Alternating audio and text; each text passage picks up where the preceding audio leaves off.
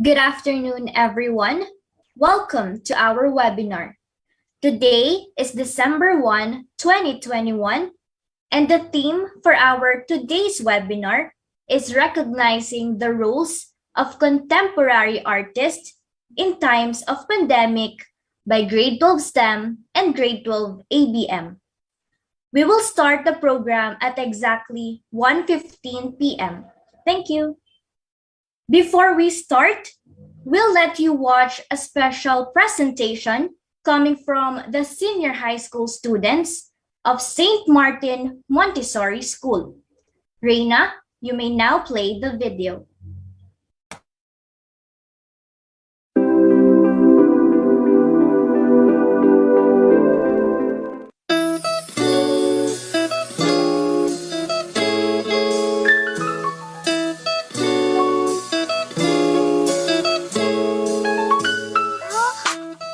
Hi, my name's City Vivas, and in this video, I'll be presenting how I turned my facial mist into a bulul. So for those who don't know or haven't heard of this is a carved wooden figure used to guard the rice crop by the Ifugao peoples of northern Luzon. Now for my project, I designed my chosen item by means of sculpture. I started by getting what I needed, and luckily the only material I needed was an air dry clay. So I got that. Then before I did some sculpting, I first sketched my plan for the design.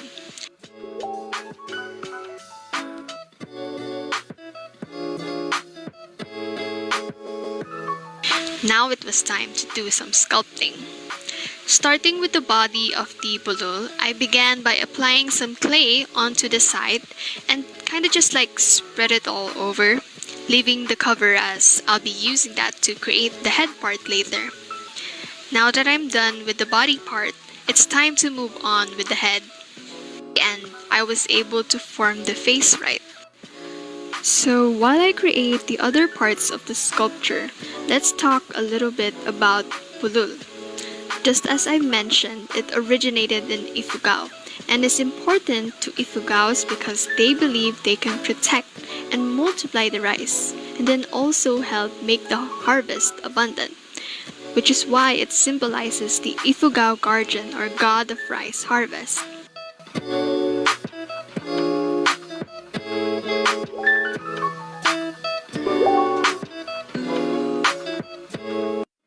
Good day, everyone. My name is Reina Edna P. Cruz, and I'm in grade 12 Wisdom. Today, I'll be making a manunggul jar, and as we go along, you'll learn about its history. So, let's get started! The materials required to make a manunggul jar are shown on the screen. To begin, we'll need used paper. In my instance, I'll be recycling a module from the previous school year. Next, we'll need the balloon, which will serve as the jar's shape creator. We'll also need glue to hold everything together, as well as a brush and paint to decorate our jar. Here's a time-lapse of me making manunggul jar.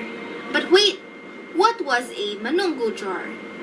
The manunggul jar is a secondary burial excavated from a Neolithic burial site in Manunggul Cave of the Tabon Caves in Lipuun Point in Palawan by a team of volunteer workers from the United States Peace Corps headed by Victor de Calan and Hans Casten. It dates from 890 to 710 BC. It has an incised running scroll and impressed decorations painted with hematite. The two proponent figures at the top handle of its cover represents the journey of the soul to the afterlife. Early Filipinos believed that a man is composed of a body, a life force called ginhawa, and a kaluluwa. This explains why the design of the cover of the manunggul jar features three faces: the soul, the boatman, and the boat itself. I hope to see you all again soon. Bye! I would be transforming this plastic cup into this kalinga jar, and I would be using this plastic cup that I always use for drinking my water, and I would be taking off the lid so it could be reused again.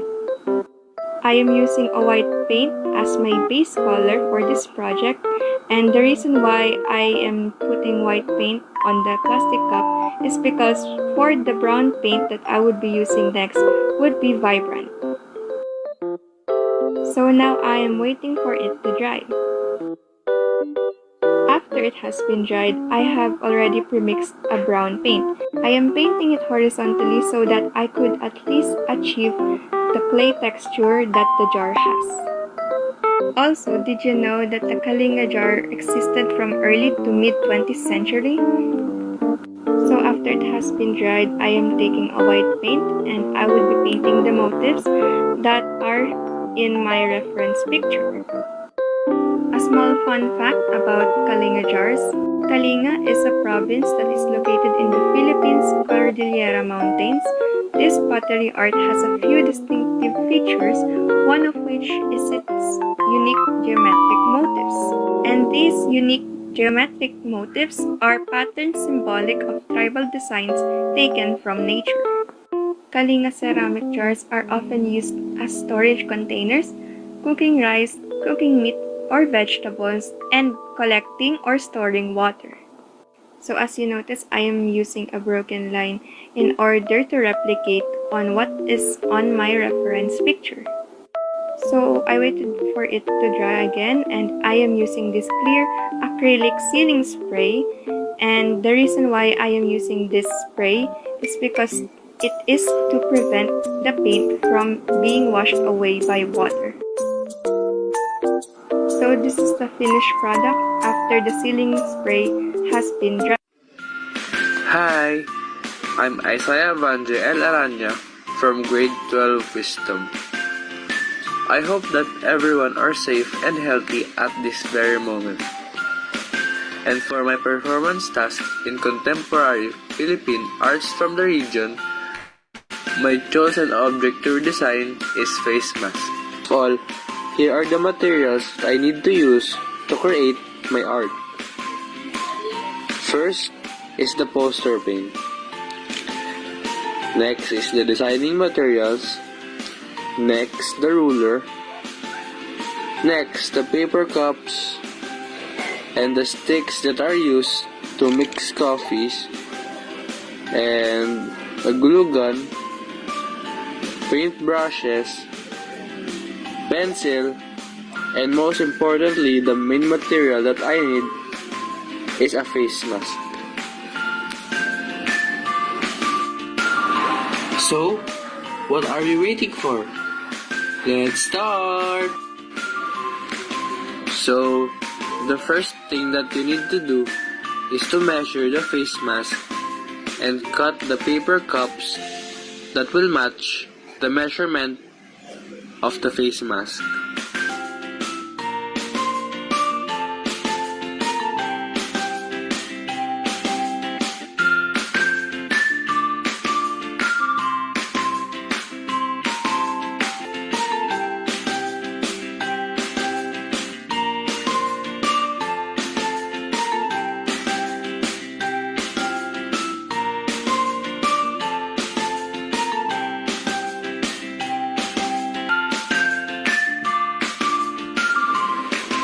This last step is just an additional design to make the face mask unique. So you will just glue the red sticks to the edge of the face mask to make it more unique and presentable. All done, let us take a glimpse of the finished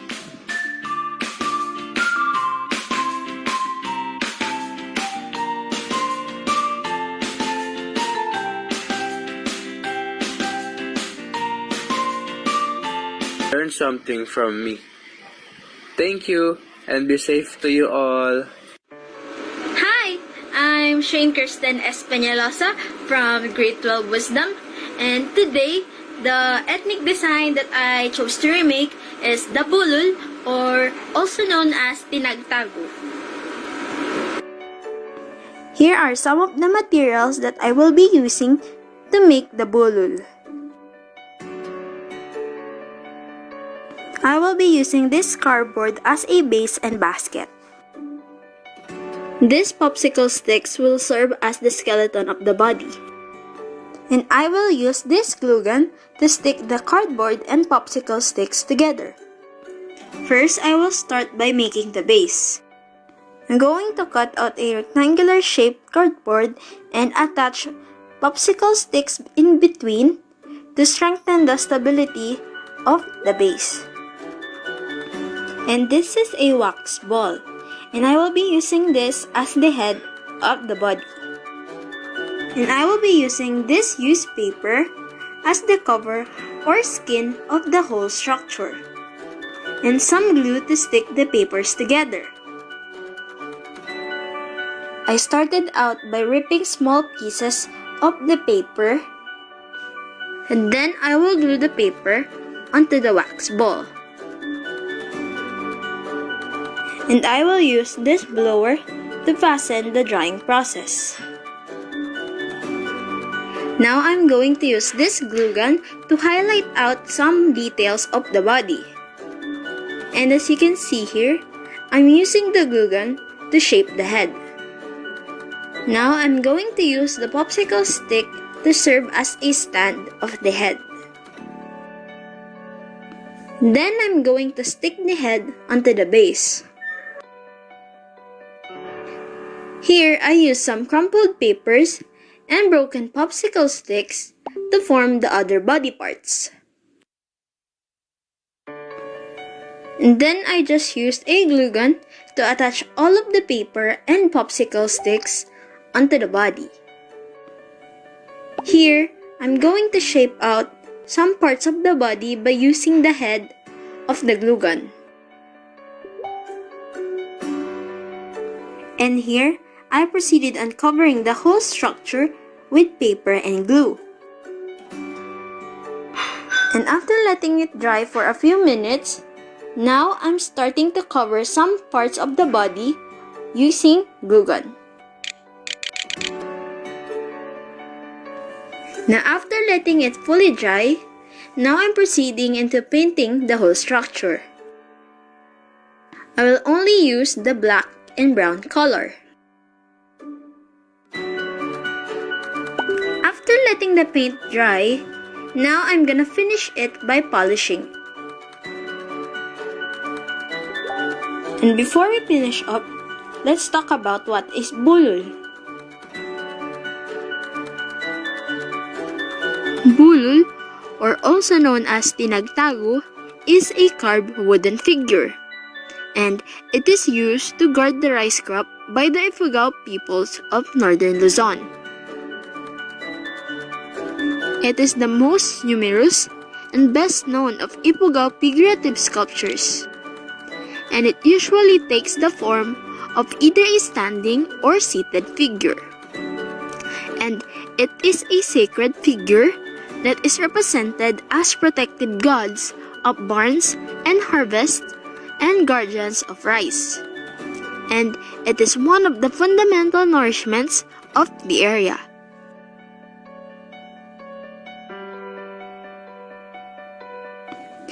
And now, this is the final product. That's it! You've reached the end of the video. And I just want to say thank you for watching, and I hope you like what I did. Bye!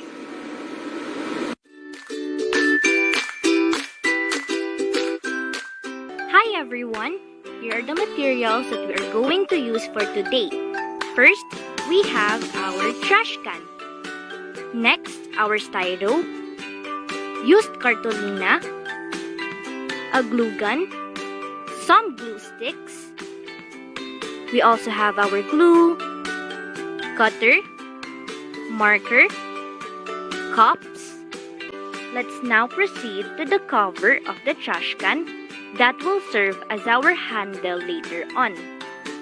First, we have to get the styro and cutter, then follow this design. After covering the trash can with some papers, we can now put some colors using our paint. Here, I mixed the white paint with the black one to form gray. that will serve as the base color of our handle. I mixed black, white, and brown paint to color the trash can. Using the glue gun, put the handle on the top part of the jar or on the lid. So here is our final product. I hope you learned a lot today and at the same time had fun. Stay safe and God bless everyone. Bye! Hello everyone, my name is Cesar P. Badana from 12 STEM Wisdom, and here is my ethnic art named Bulul as for my speaker's holder. Now let's proceed with some of the materials that we need. 2 containers, clays, glues, tissues, paint, paintbrush, and as well as surgical gloves. Now, I start with mixing 2 available clays that I have at home. I only have green and blue, but mostly green. In here, I'm mixing water and glue together as for my paste. Then I started with creating the base of the head, then the hands.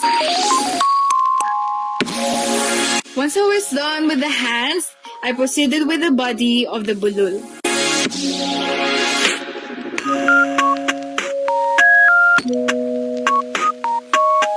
Next, I'm combining the upper part and lower part of the body of the bulul. It's the second day of creating my version of bulul. For now, let's discuss what is bulul. According to Wikipedia, bulul, also known as bulul or tinagtago, is a carved wooden figure used to guard the rice crop by the Ifugao and their sub-tribe Kalanguya, peoples of northern Luzon. Let's proceed with the part 2 of the facts about bulul. Bululs are used in ceremonies associated with rice production and with healing. The creation of a bulul involves all-when bulul ritual by a priest to ensure that the statue gains power.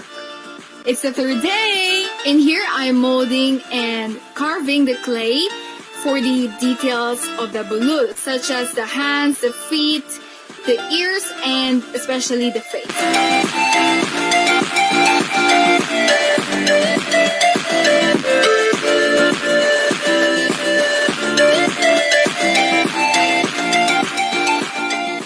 Now it's the 4th day. Now I'm doing spray painting. It's the last day. I'm double coating and retouching the bulul. So now I'm presenting to you the final result of my paper mache version of bulul. Thank you for watching and have a nice day. Goodbye. Thank you very much, Reina, and to those outstanding students who have shown their precious talents with us. Again, I would like to welcome everyone to our webinar for today, with the theme recognizing the roles of contemporary artists in times of pandemic by Grade 12 STEM and Grade 12 ABM.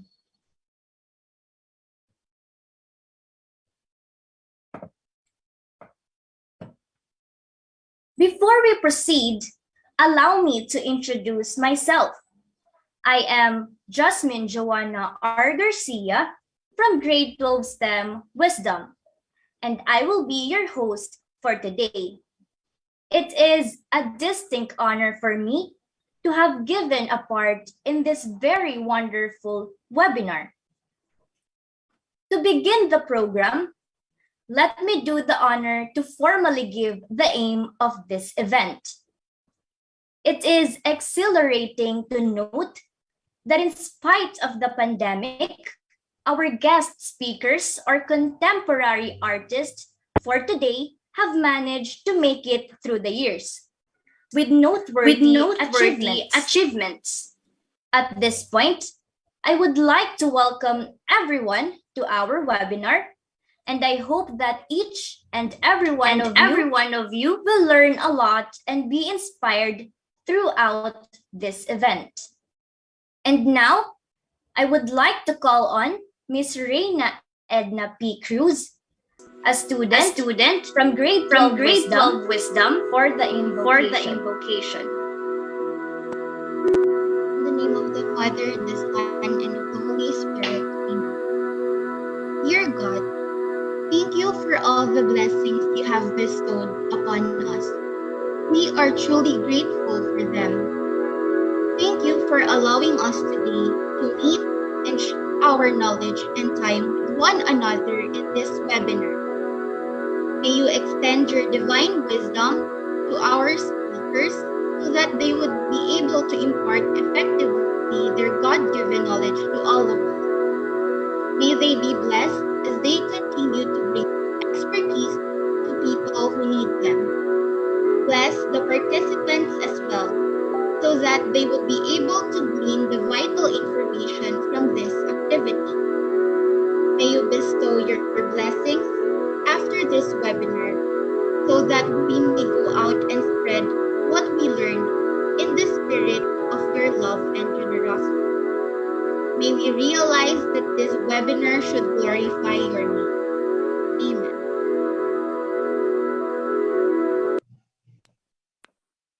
Amen. Ladies and gentlemen, let us all rise for the singing of the Philippine National Anthem.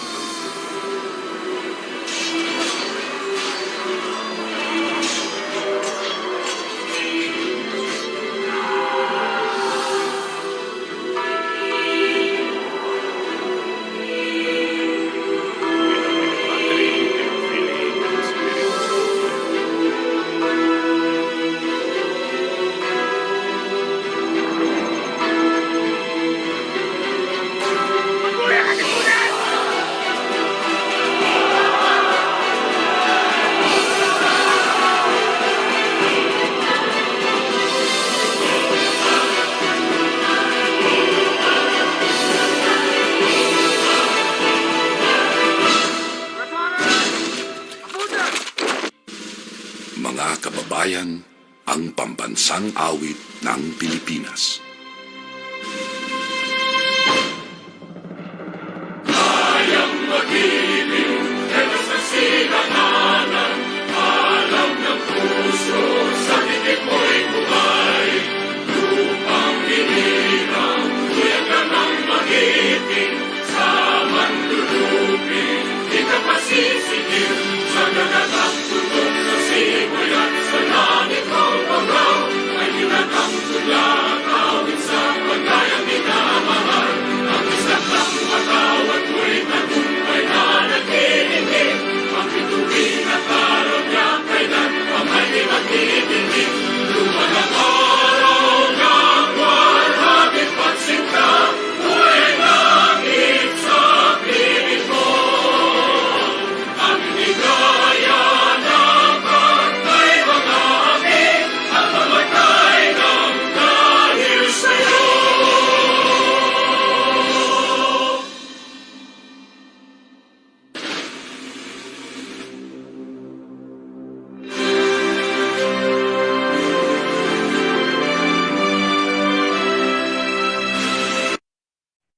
We will now move on to the next part of this event.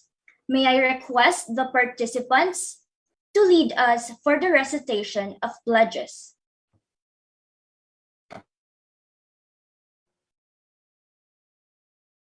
Itaas ang kanang kamay at sumunod sa akin. Pananumpa sa watawat ng Pilipinas. Ako ay Pilipino, buong katapatang nanunumpa sa watawat ng Pilipinas at sa bansang kanyang sinasagisad, na may dangal, katarungan at kalayaan na pinakikilos ng sambayan ng makadiyos, makatao, makakalikasan at makabansa.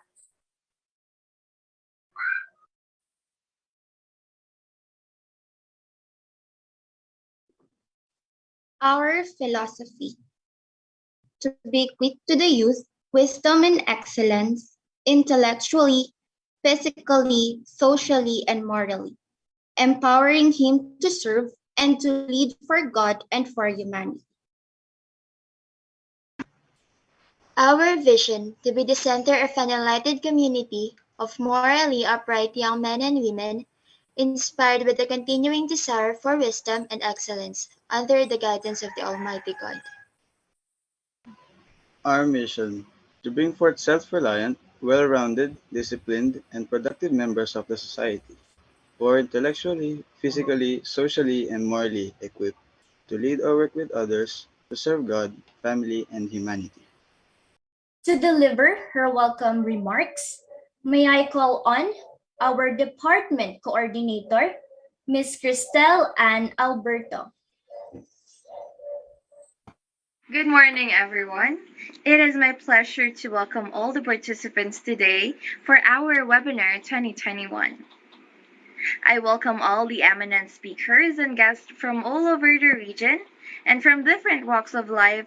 You have come here to share your knowledge and vast experience with our student community. The theme of this webinar is recognizing the roles of contemporary artists in the times of pandemic. We are proud to announce that this conference is being conducted along with the cooperations of our teachers and our students. With that, may God bless us all and enjoy the rest of the webinar. Thank you very much, Teacher Cristel, for that wonderful opening remarks. To introduce our first speaker for today, may I request Mr. Isaiah Vanje L. Aranya, a student from Grade 12 Wisdom. Thank you for that warm welcome, Ms. Jasmine Garcia. Good afternoon, everyone. I am pleased and honored to introduce our guest speaker for today's event.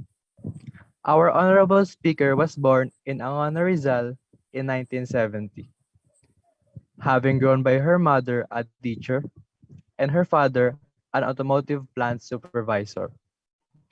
Her innate passion and enthusiasm in visual arts, even in her younger years, was a pure bliss and talent. She has always been fascinated by the lines, the arches, and the colors of images around her, which further motivated her to put those images on her drawing pads when she was in grade school at Angono Elementary School. Her interest in the arts became even more ecstatically cultivated during her high school days at Siena College of Taytay. Miss Cecile took up a Bachelor of Fine Arts at the University of Santo Tomas and graduated with a degree in painting in 1991. While making her way in the course of being a seasoned artist, her drive in inspiring and helping the future young art enthusiasts has become her vision. She has also been trained as an educator, an art teacher by heart at St. Martin Montessori School Incorporated from 1991 to 2007. Moreover, Mrs. Cecilia's specialization in the realism art style has gone to a different level of depth and height, clarity, vibrancy, and precision to details have always been her criteria in creating her masterpieces. An artist and an educator, Mrs. Artillaga is an epitome of success in all forms of colors in visual arts, and a caring mother to Sir Oliver Magpantay. Without further ado, I would like to call on our honorable guest speaker. Let us welcome Miss Maria Cecilia Fuentes-Artillaga.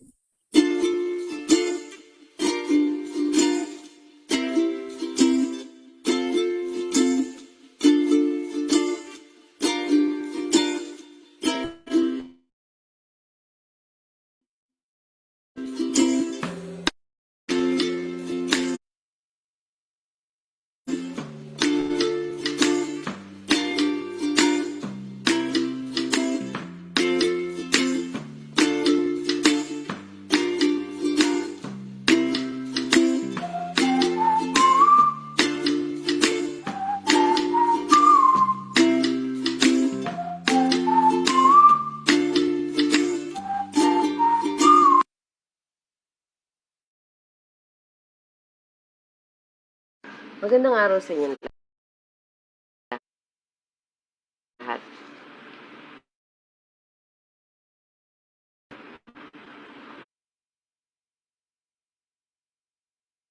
Unang-una, gusto kong magpasalamat kay Teacher Lydia pag-imbita mo sa akin.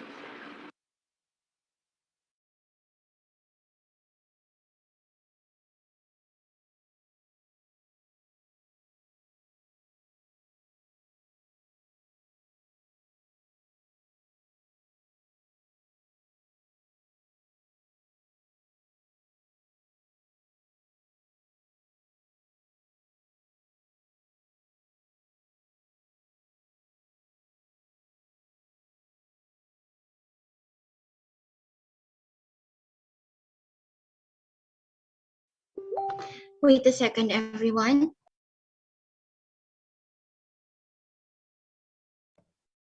Sorry for some technical difficulties.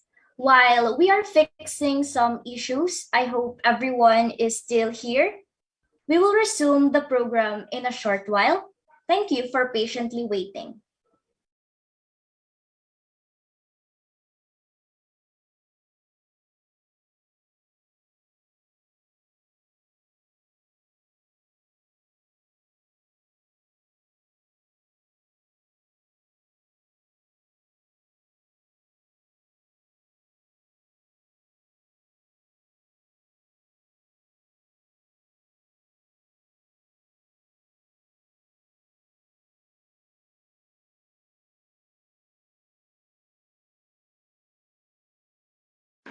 Magandang araw sa inyong lahat.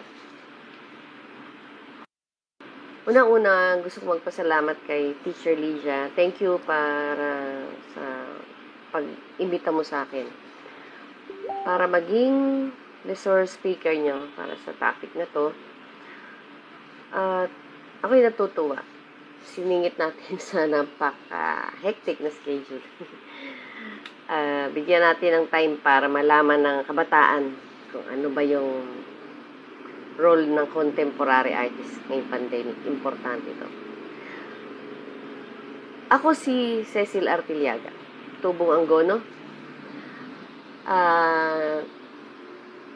Miyembro ng Anggono Ateliers Association. Sa kasalukuyan ako ang sekretary. At kailan lang naging member na ako ng Lambana. Isa siyang women's collective group. Ang mga miyembro nito, puro babae, galing din sa Anggono. Ngayon, ang topic na papaliwanag natin ngayon ay kung ano ba yung naging papel ng mga visual artists, contemporary visual artists, sa panahon na nangyari sa atin na pandemya. Ganito kasi yun. Nung panahon na nag-lockdown, lahat natigil. Walang lumalabas, lahat ng tao nasa loob. So, ganun na nangyari, tumigil ang mundo. Pero sa mata ng artist, may konting restrictions, pero kasi ang mga artist, hindi na sila bago.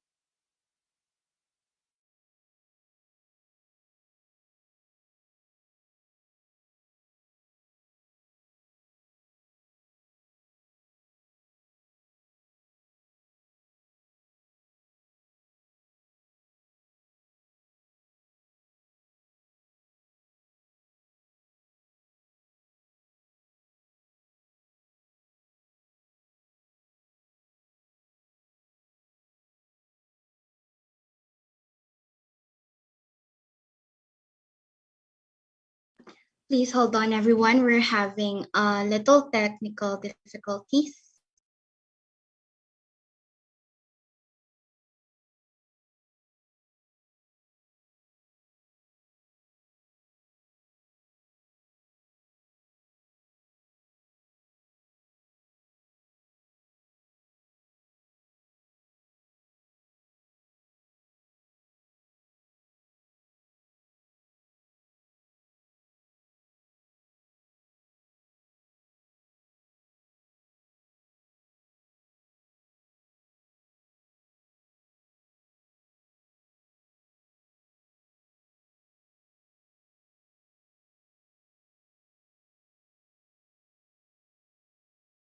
Magandang araw sa inyong lahat.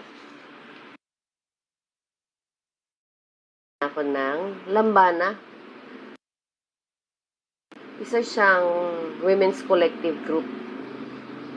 Ang mga miyembro nito, puro babae, galing din sa Anggono.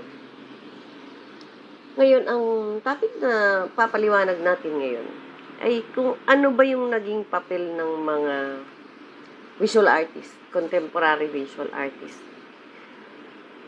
sa panahon na nangyari sa atin na pandemya. Ganito kasi yun. Nung panahon na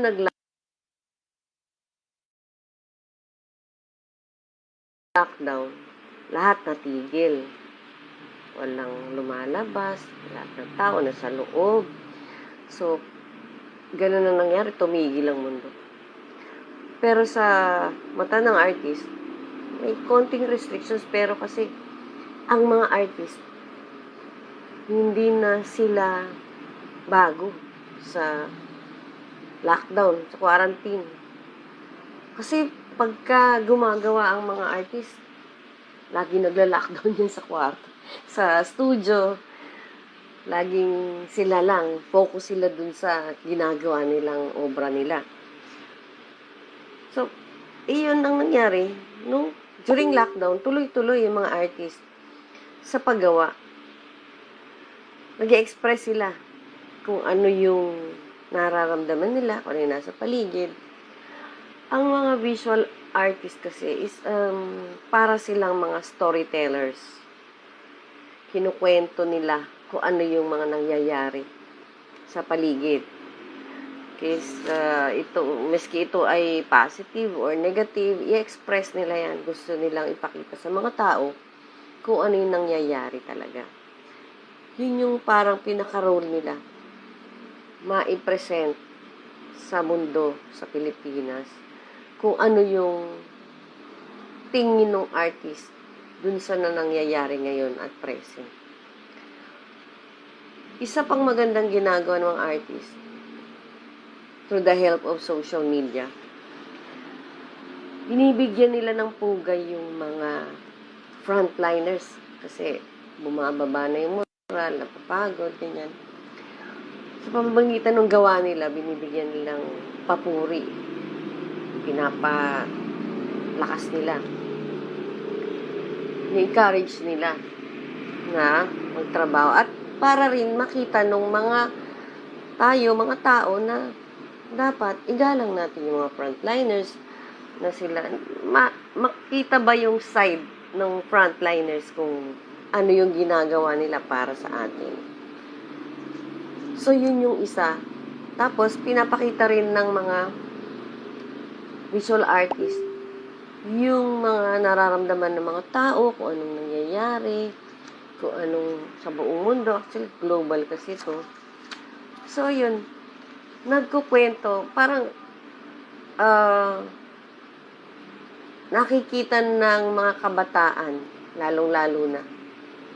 Pinapakita ng mga visual artists yung mga nangyayari at present na sa pagdating ng panahon, makikita natin sa history, may mga drawings, may mga illustrations tungkol sa pandemic. So, tas yun, makikita nito, madami ang yun yung ginawa nila, mga tulong para sa lahat ng tao. Ginamit nila yung art nila para yung mga nalulungkot, pasayahin, yung ibang mga hindi na nagpe-paint, bumalik sila sa pagpe-paint. So, yung arts naging way din para ma-divert yung isip ng mga tao sa kalungkutan hanggang sa ngayon nga. Unti-unti, bumabangon tayo. Apektado din naman yung mga artist dahil dito sa pandemic na to. Pero okay lang. Ang importante talaga, yung pag-express ng thought, pagkakaroon ng mga tao, lalong-lalo na kabataan, ng social awareness, education through visual arts. Ma-educate yung mga bata kung ano yung nangyayari sa panahon ngayon na pandemic at kung paano natin to malalagpasan. Yun ang ginampanan role ng mga visual artists contemporary ngayong pandemic. So, yun. At sana meron kayong natutunan, naintindihan sa sinabi ko. At maraming salamat sa pakikinig niyo sa aking munting salita.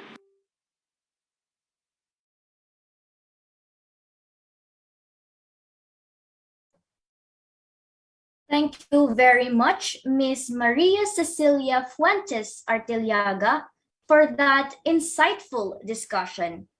I apologize for the delays and technical difficulties.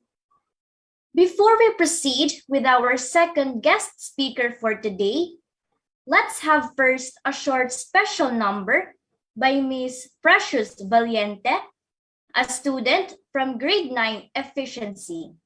Let's give her a big round of applause.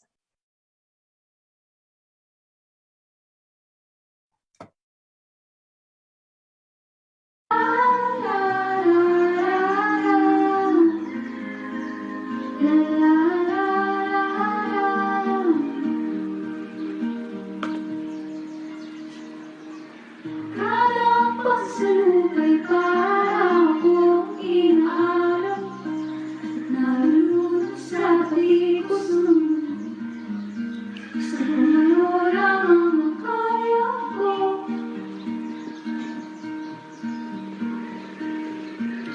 Yung bilang sa mga problemang di masolusyonan agad, parang walang bukas.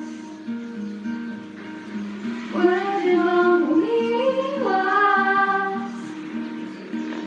Hinahanap ang sarili mo, hindi nakakayanin sa ikaw na dinadaanan ko. Saan ako patungo? Saan ako patungo? Dahan-dahan nating simulan muli ang paghapang. Dahan-dahan tuwing sa salamin upang makita ang ating kagandahan. Dahan-dahan iyan ang mukha upang masilayan ang mayabang kalangitan o kapagkanan. Hindi ka nag-iisa kahit lumaban ka at sabihin ako naman muna. Kalahap sa hangin, pansin ko lagi na napuso. Walang malinis, halos puro ilusyon. Parang ako lang hanap sa misyon.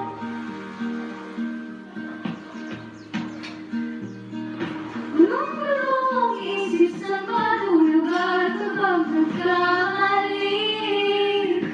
Grabe silang humusga. Bakit perfecto sila? Humiga ka ng malayo at isipin ang mabuti ang mga desisyong ilalaan. Para sa kinabukasan, makapunta sa paroonan. Kung dahan-dahan nating simulan muli ang pagkakang dahan-dahan tuwing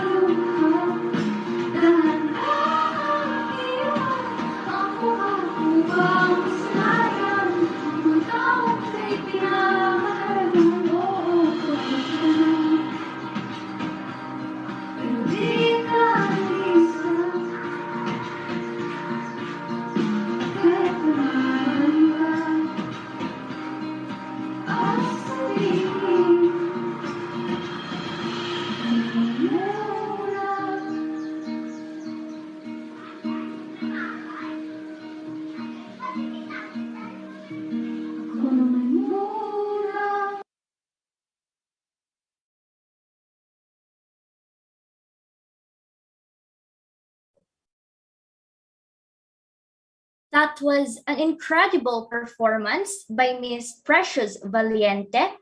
Thank you very much for that one. And now, may we call on Miss Thea Sire P. Badana, a student from Grade 12 Wisdom, for the introduction of our second guest speaker for today. Thank you very much, Miss Jasmine Garcia, for the warm welcome. Ladies and gentlemen, again, I am Thesar P. Badana, a student of Grade 12 Wisdom. I am pleased and honored to introduce our next guest speaker for today's webinar. He is an AB Communication Arts graduate in the Philippine Women's University. He has an experience in student governance, publication, content writing, and copywriting.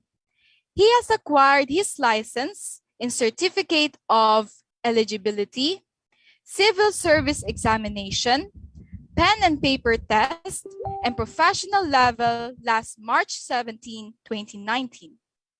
He is also a violinist, vocal guitarist, parody singer, and a great love for music and stage performance.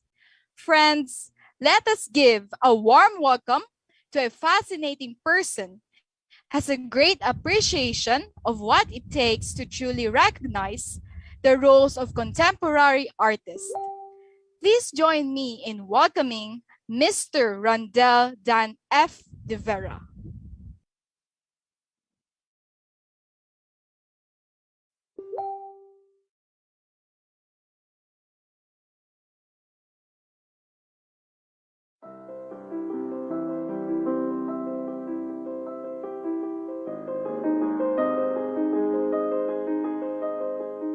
RDV Prod.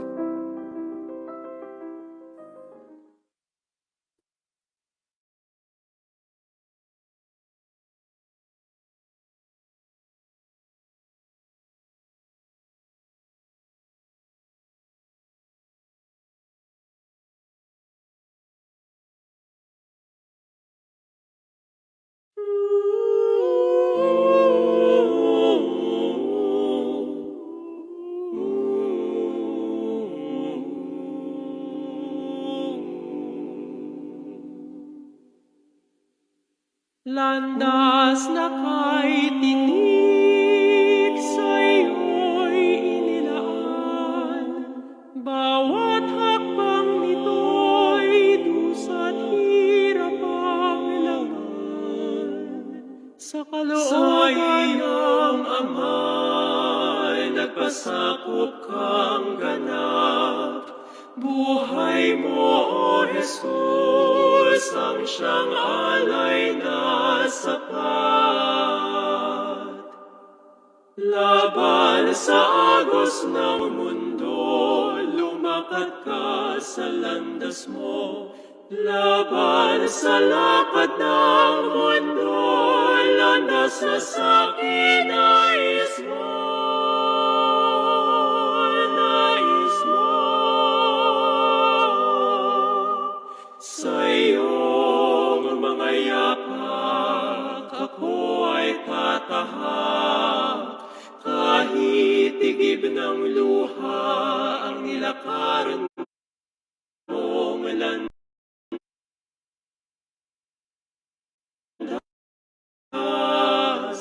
pasakit man at dusa.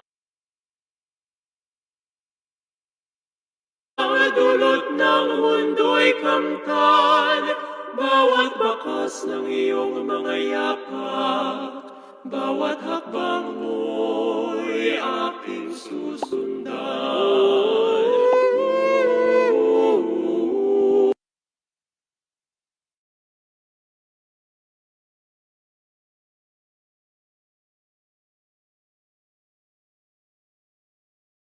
Greetings to you, dear senior high students of St. Martin Montessori School, your teachers, advisors, and the rest of the viewers. I want to thank teacher Lydia de Guzman for this opportunity to share my stories, experiences, and learnings in line with music Hoping this will inspire you, especially those who have passion and interest in this particular art form.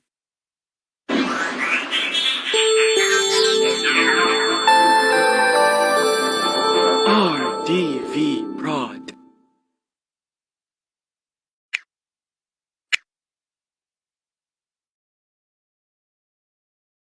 I am Randell Vera, a gospel singer, violinist, and pianist. I also do freelance writing, affiliate marketing, and YouTube. I am from Binangonan, just some kilometers away from your school. My mother used to teach here back in the 1990s. Her sister, my tita, and two of my cousins also spent some years here teaching and studying before they migrated to Canada in 2009. So, though I've never been a student here, I grew up hearing a lot about your institution, and I look up to it because of your commitment to academic excellence. As your motto says, to scatter. Continue to uphold that in whatever you do, wherever you are.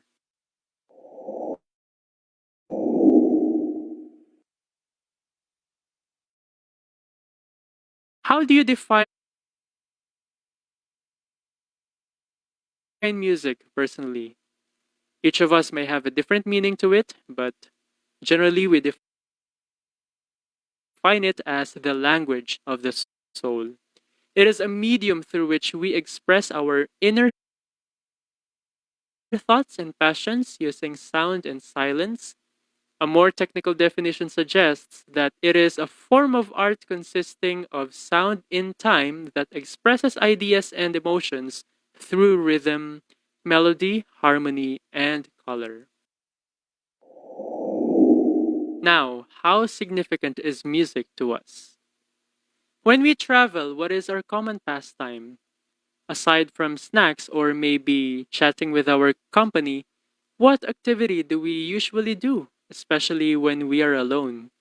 Listening to music, right? When we are lonely or depressed, what do we do to brighten our atmosphere?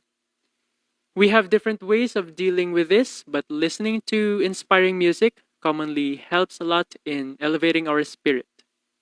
When we are happy, inspired, or motivated, we play upbeat or lively music.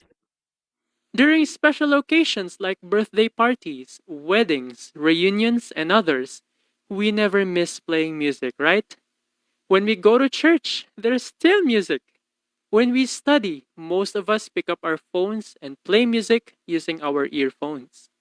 Office employees sometimes play music from the radio or karaoke while working. And of course, for musicians and music teachers like me, music is more of a passion or calling. We perform and teach. There are a lot more, but the point is music is a very significant part of human life. Let us look at some of our famous Filipino artists. Number 1, Lea Salonga, the Broadway diva or the Disney princess. Best known for her roles in musical theater such as Les Miserables, one of the coaches for The Voice of the Philippines.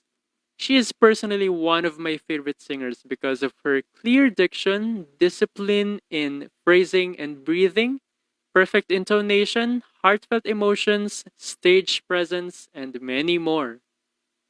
Second, Ryan Cayabyab, also known as Mr. C, a musician, composer, and conductor.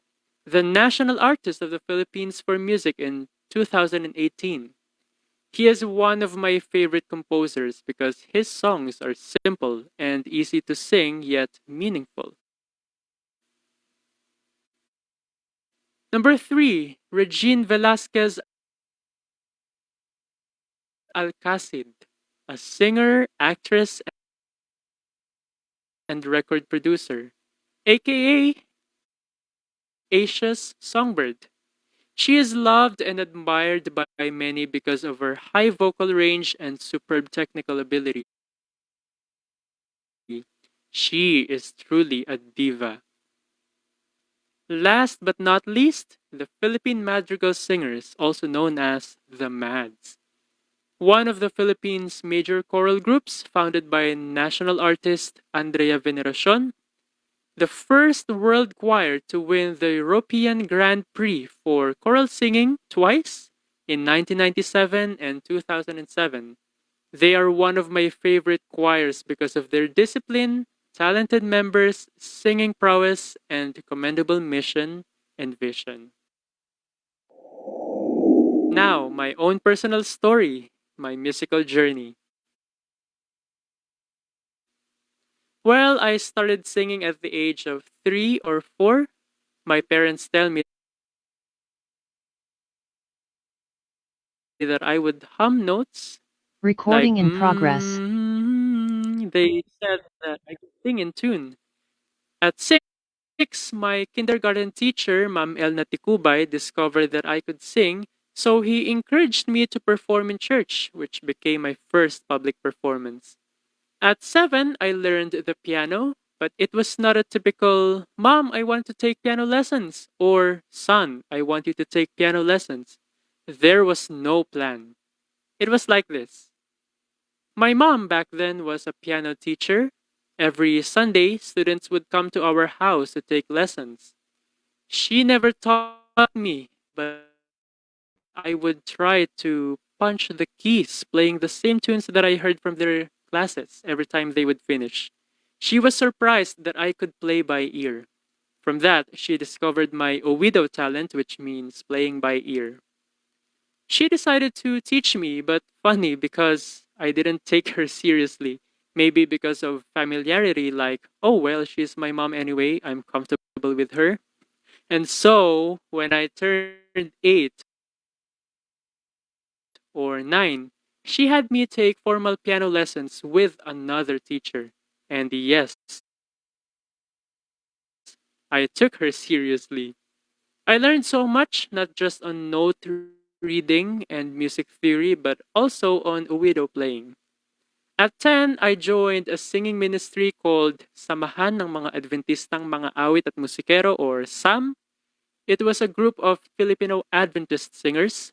During the auditions, I remember crying because of culture shock and more importantly because I felt insecure that I didn't know how to make facial expressions and hand gestures when singing.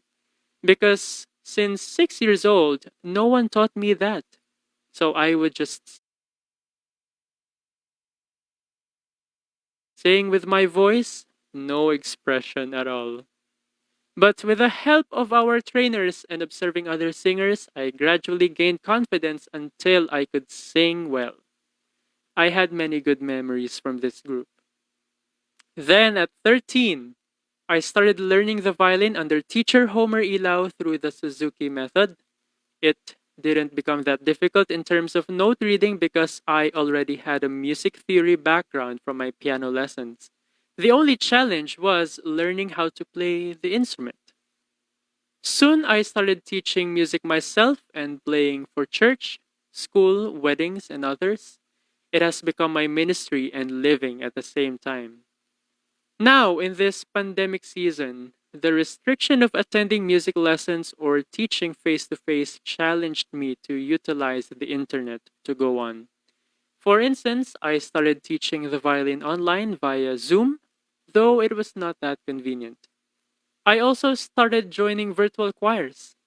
Despite the distance wherein we couldn't sing together physically, technology has made it possible for us to sing together virtually. But one very significant accomplishment I've done to keep myself productive during this pandemic is trying YouTube. I had a channel since 2013, but it was more of a hobby. I never took it seriously. I just uploaded videos whenever I wanted to or felt like it. And in 7 years, guess what? I only gained 18 subscribers. Well, what can you expect? I have never learned YouTube and grew a channel until I got bored staying at home in quarantine and decided to rebrand it or activated to what is now RDV Prod. And yes, in 6 months, I hit 1,000 subscribers and 4,000 watch hours, which are the minimum requirements for monetization. My channel is currently earning quite a fair amount, but I badly need to work harder on my content to boost engagements. So, yeah, I'm almost done. With everything I've shared today, what is my point, and what can you learn from this? Well, we have seen how influential or significant music is to our lives. Even if you don't consider yourself passionate for or into music, there's no doubt that it helps you in any little way. More so if you have that interest and gift, I encourage you to hone it. You can take lessons on any instrument of your preference. You can join choirs, ensembles, orchestras, and many more. But above all, use your talent for the glory of the Lord. He is the source of all gifts, so using it is our way of giving back. This is all. I hope you've learned something and gained some inspiration. I am Randall. Hope to see you soon. Take care and God bless.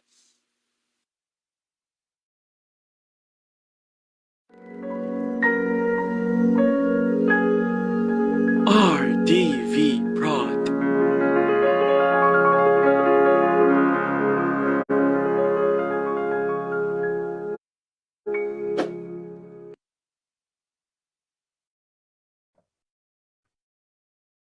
Thank you very much, Mr. Randell Dan F. de Vera, for that remarkable discussion. Before we proceed with our last guest speaker for today, let's have another special number by Mr. Harvey Almoneda, a student from grade 9 efficiency. Let's give him a big round of applause.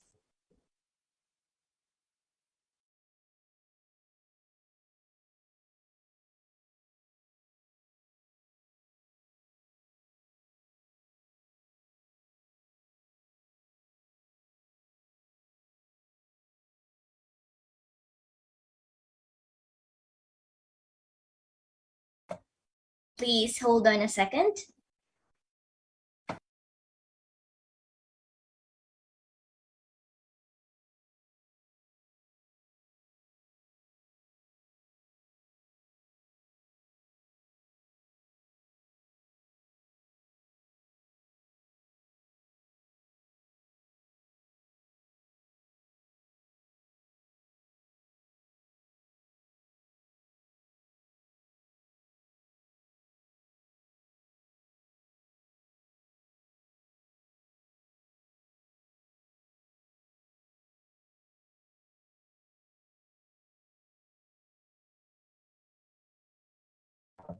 Again, we apologize for the delays and some technical difficulties.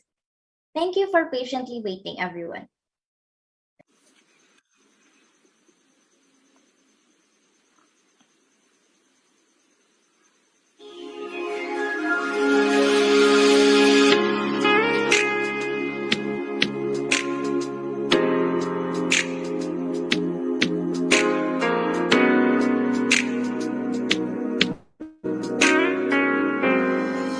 Kung bibitaw ng mahinahon ako ay lulubayin ng ating mga kahapon na di na kayang ayusin ng lambing.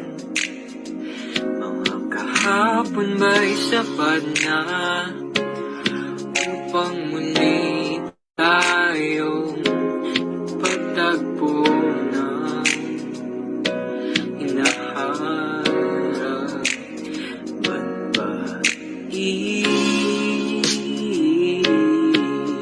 ba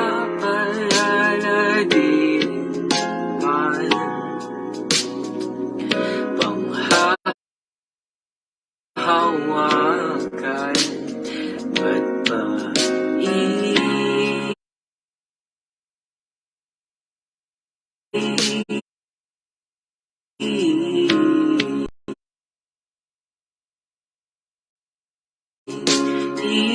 ipipilit kung di naman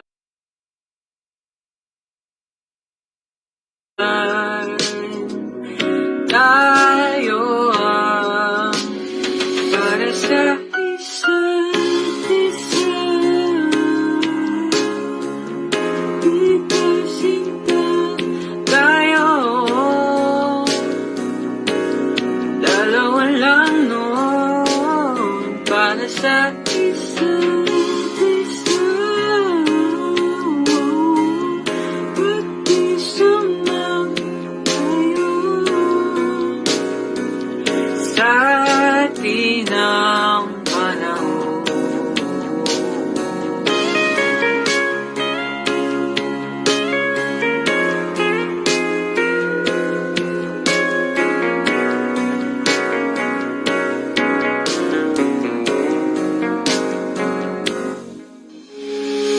Siguro nga'y wala nang natira sa mga sinulat mo na para sa akin. Alam kong luhang bumubulong, ngunit hayaan mo na lang. Walang sisayang panalangin ko, hindi ako ang hanapin mo. Kahit sigaw pa ang pagsamo ko sa'yo, bakit di mo dama ito? Ba't ba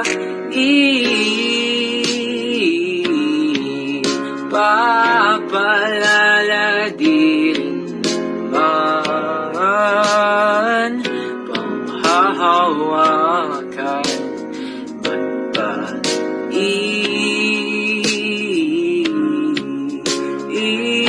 ipipilit kung di naman?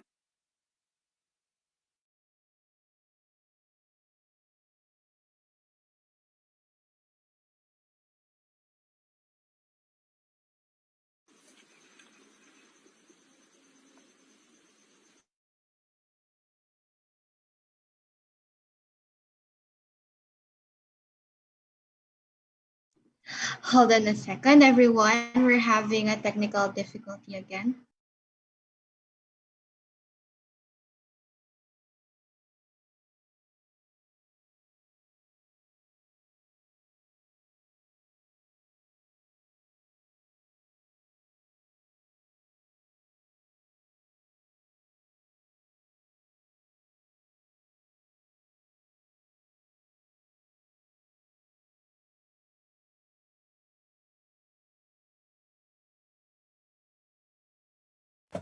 Again, let us welcome Mr. Harvey Almoneda. Bakit di mo dama ito? Ba't ba man panghahawakan? Ba't ba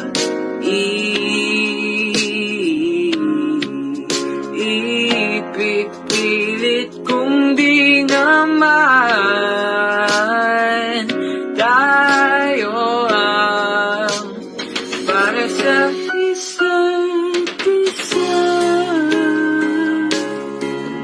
Di ba sinta tayo?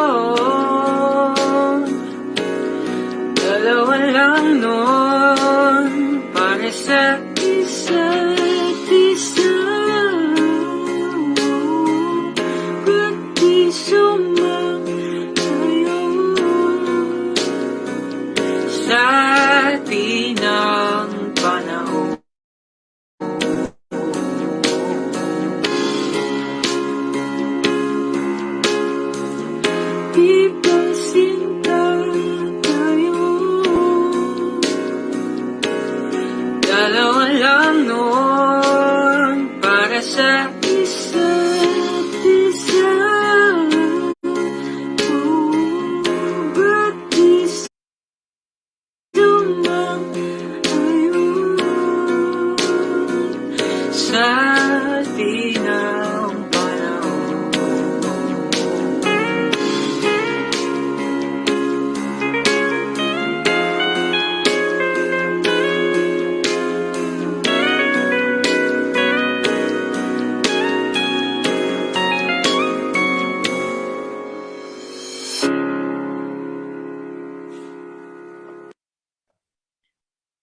Wow, that was another amazing performance. We really can witness how talented our Montessorians are. Thank you very much for that, Mr. Harvey Almoneda. At this point, may I request Miss Juliana D. Velasquez, a student from grade 12 Faith, to introduce our third and last guest speaker for today. Thank you very much, Jasmine Garcia. Good afternoon, everyone. Salutations. Our guest speaker is an elementary and high school graduate of St. Martin Montessori School. He graduated college from Mobile Fun Film Institute as a film director and writer. From pre-production, concept creation, post-production editing, musical scoring to exhibition, poster design, and even the digital cinema package creation, his skills was put to the test on his first full-length film, and he delivered. After graduating film school in 2012, his first short film, titled Lugaw, was included at the Metro Manila Film Festival, followed by another short film, Benji, in 2013. In 2014, he was the musical score director in Q Cinema official entry titled In Darkness We Live, a film by Chris Castillo starring Mon Confiado. In 2015, he joined the cast of Mga Rebeldeng May Kaso, official entry for the Cinema One original, which was directed by Raymond Red, starring Epic Quizon and Early Dacio. He directed his first full-length movie, Love Life, released in 2019, premiered in cinemas nationwide, and now on digital streaming via iFlix. Also an acting film professor, he created multiple music videos for different OPM artists and digital video content for celebrities, and the founding member of the rock band Android 18. Currently signed to the MCA Universal Music and managed by international team SRMG, based in Australia and UK. Friends, ladies and gentlemen, let us give a warm welcome to our guest speaker, Mr. Nikko.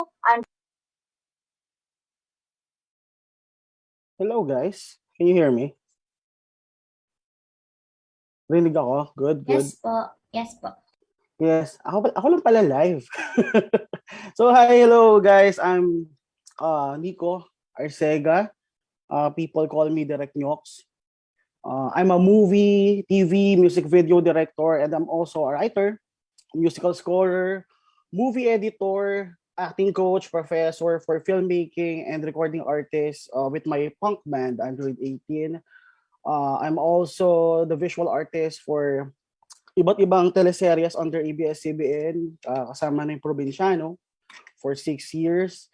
And kakalabas lang ng bago naming show on CNN na Cycling Unlimited. Now, actually, when it comes to contemporary art, dalawa yung binabagtas kong lugar. Number one is the visual arts, which is the film, and yung music because of my band. Pero marami ba dito ang into filmmaking? Meron ba? Gawin natin siyang interactive. Yan, game lang, G lang tayo. Yan. Much less formal para di sayang yung time natin. Okay, so kawento ko na lang pareho, no? I started filmmaking. Estudyante ako ng St. Martin from elementary. Graduate ako ng elementary with Teacher Lydia as my grade 5 advisor. And I graduated din ng high school back in 2006. Hindi ko alam kung ilang taon kayo nun. Then, after graduating, high school pa lang, may puso na ako talaga sa filmmaking. Actually, if you are into film at hindi nyo pa alam na-realize nung nagtuturo na rin ako na nung bata pa lang ako, kapag naglalaro tayo, di ba? Maglalaro tayo kasama ng mga kasama natin sa playground, sa ilalim ng mangga. Ano pa ba ilalim ng mangga? Habang naglalaro tayo dyan, di ba minsan, kunyari, bahay-bahayan, luto-lutuan, acting na pala yon. kung sino yung leader sa inyo na nagtuturo na dito ka tatayo, kunyari, babarilin mo ako, kunyari, ganito.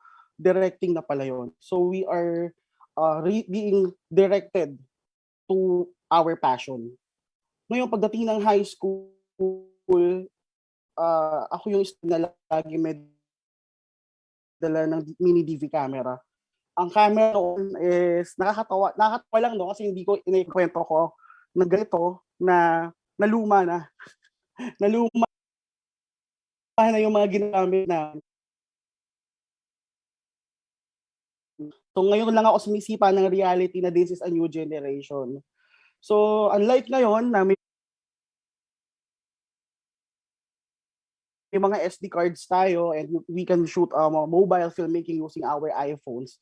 Before, ang kailangan natin is yung mga malalaking camera. So, game naman yung mga classmate ko, nag-shoot kami ng mga short film, wala pang YouTube noon. Nag-shoot kami ng mga, naalala ko, yung play namin na El Filibusterismo, ginawa din namin siyang mini-movie. So, siyempre, hindi siya ganun kaganda dahil mga estudyante lang kami. After graduating college, sabi ko magpo-pursue ako ng music. So tuloy-tuloy lang yung band career ko. My band Android 18 signed with MCA Universal Music on 2018. And we are celebrating our 10th year in the music scene this year. Pero magpo-focus ako sa filmmaking career.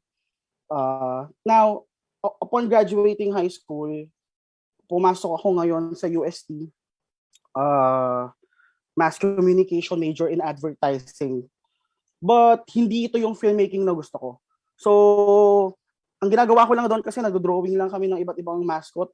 So, sabi ko hindi ito yung gusto kong filmmaking. So, lumipat ako ng iba't ibang schools, CEU, UP, LaSalle, nag-AMA University rin ako. Then, around 2007, daming schools, no, 2 taon lang. Around 2007, nag-stop ako ng schooling. I stopped schooling. The main reason is, sabi ko na, the path, I'm not preaching na wag kayong mag-aral, no? That's very wrong. Importante pa rin na may diploma. Right now, meron na akong holding diploma for contemporary writing, filmmaking writing in Stanford University. Pero, that time, as an artist, hinahanap ko yung sarili ko. So, hindi ako naiintindihan ng mga nagpapaaral sa akin, hindi ako naiintindihan ng mga tao, no? Kung bakit ako nag-stop ng school because I want to focus on filmmaking na hindi siya based on theory. It is based on experience. And I think that is the best teacher, yung experience. Now, I think lahat kayo, wala kasing grade 12 nung panahon namin. So right now, lahat kayo parang college na that time, no? Tama ba yun? Andiyan ba si Teacher Lydia? Teacher, kamusta kayo? Are you here? Hi. Hello, Good hello. afternoon. Ayan. Si Teacher Lydia, tutor ko yan ng grade 5. So, nung nagka-college na ako, nag-drop out ako sa college, naghanap ako ng school na perfect fit for my filmmaking and pumasok yun yung Mobile Fund Film Institute. Doon sineryoso ko talaga yung pag-aaral. Then my first thesis film, yung Lugaw, ay nakakatuwa dahil pinalabas siya sa sinehan as part of Metro Manila Film Fest and the rest is history.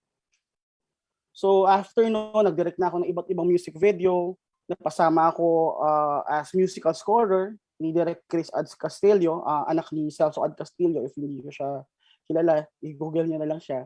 Naging editor din ako for Poster 2. Kasama ako kay Derek Raymond Red. Kung kilala nyo si Michael Red, ang director ng Dead Kids sa Netflix, Arcega, ano po yung mga ni Michael. Daddy niya si Raymond Red. Then, on 2018, nabigyan ako ng opportunity to direct my first full-length film, yung Love Life. As a director kasi, sabi ko walang kwenta yung ginagawa kong art if hindi ako makaka-inspire ng mga viewers ko o hindi ko ma-share yung sentiments ko and yung point of view ko sa mga bagay-bagay. So medyo sensitive yung issue na tinakil namin when it comes to sa aking first movie dahil it's all about anxiety and depression. But we pulled it off. It was shown in cinemas nationwide in 2019 at meron akong 4 films na gagawin after that. But nangyari itong pandemic. So yun na, pasok na tayo sa ating topic, no. Ang tingin kung tatanungin ano ang importance ng contemporary art o art in general sa atin during this trying times o pandemic, no. Sobrang importante niya na hindi mo na kailangan isipin kung importante siya o hindi dahil part siya ng sirkulo ng buhay mo, eh. Di ba? If napanood mo na yung movie na This is the End nila Seth Rogen and nila James Franco, binibiro nila na everything you do is art. Di ba? Mag-serve ka ng food, gandahan mo yung plating, that is art. Itong ginawa yung presentation, this is art. Yung mga kumanta kanina, that is art. Ayan. So, ang ginawa namin during the pandemic is as a musician, siyempre hanap ka ng ibang venue para makapag-perform. Actually, kami nagpe-perform kami not for the audience na, eh.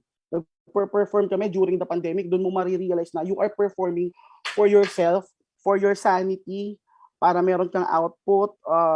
Kumbaga, very important ang ating mental health. So, ito yung ginagawa naming labasan ng stress, labasan ng sama ng loob, no, itong music. Pagdating naman sa filmmaking,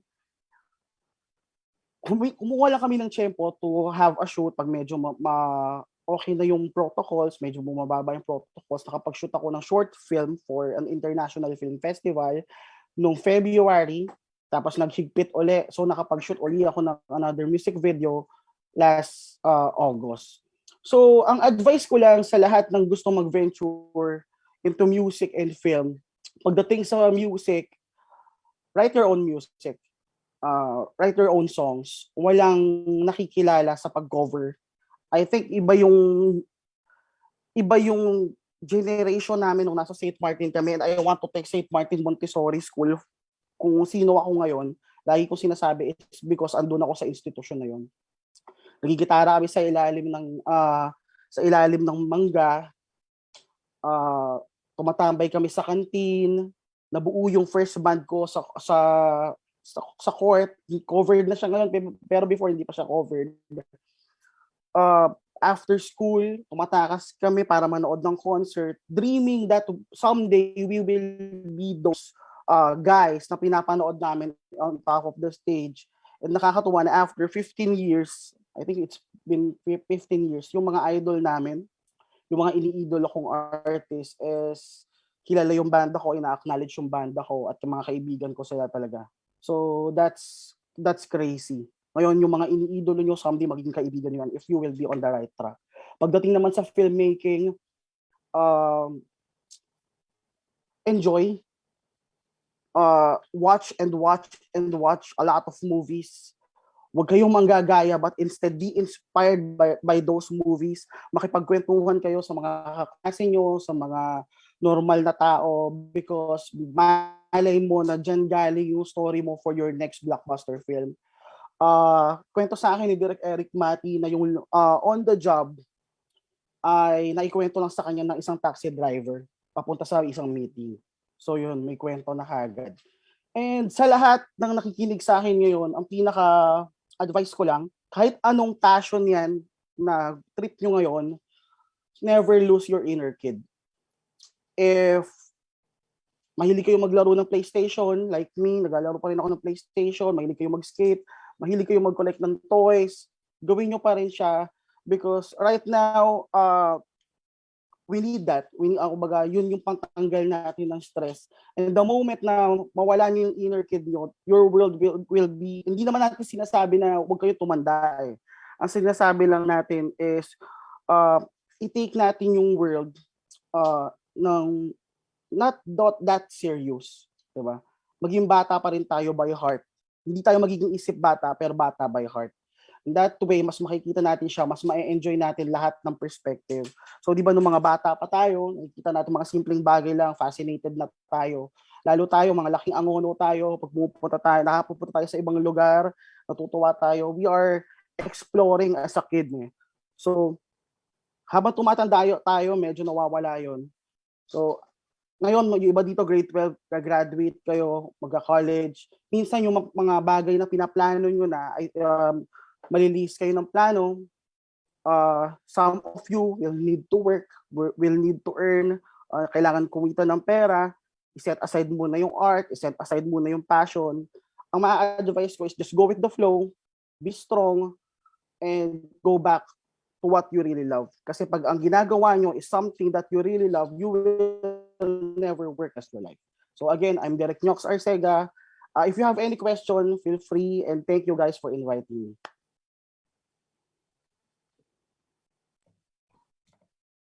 Thank you very much, Mr. Nikko Arcega, for that admirable discussion. Before we proceed with our question and answer portion, we will play a short video first. It is one of the major works of Mr. Nikko Andrew Arcega. Reina, you may now play the video.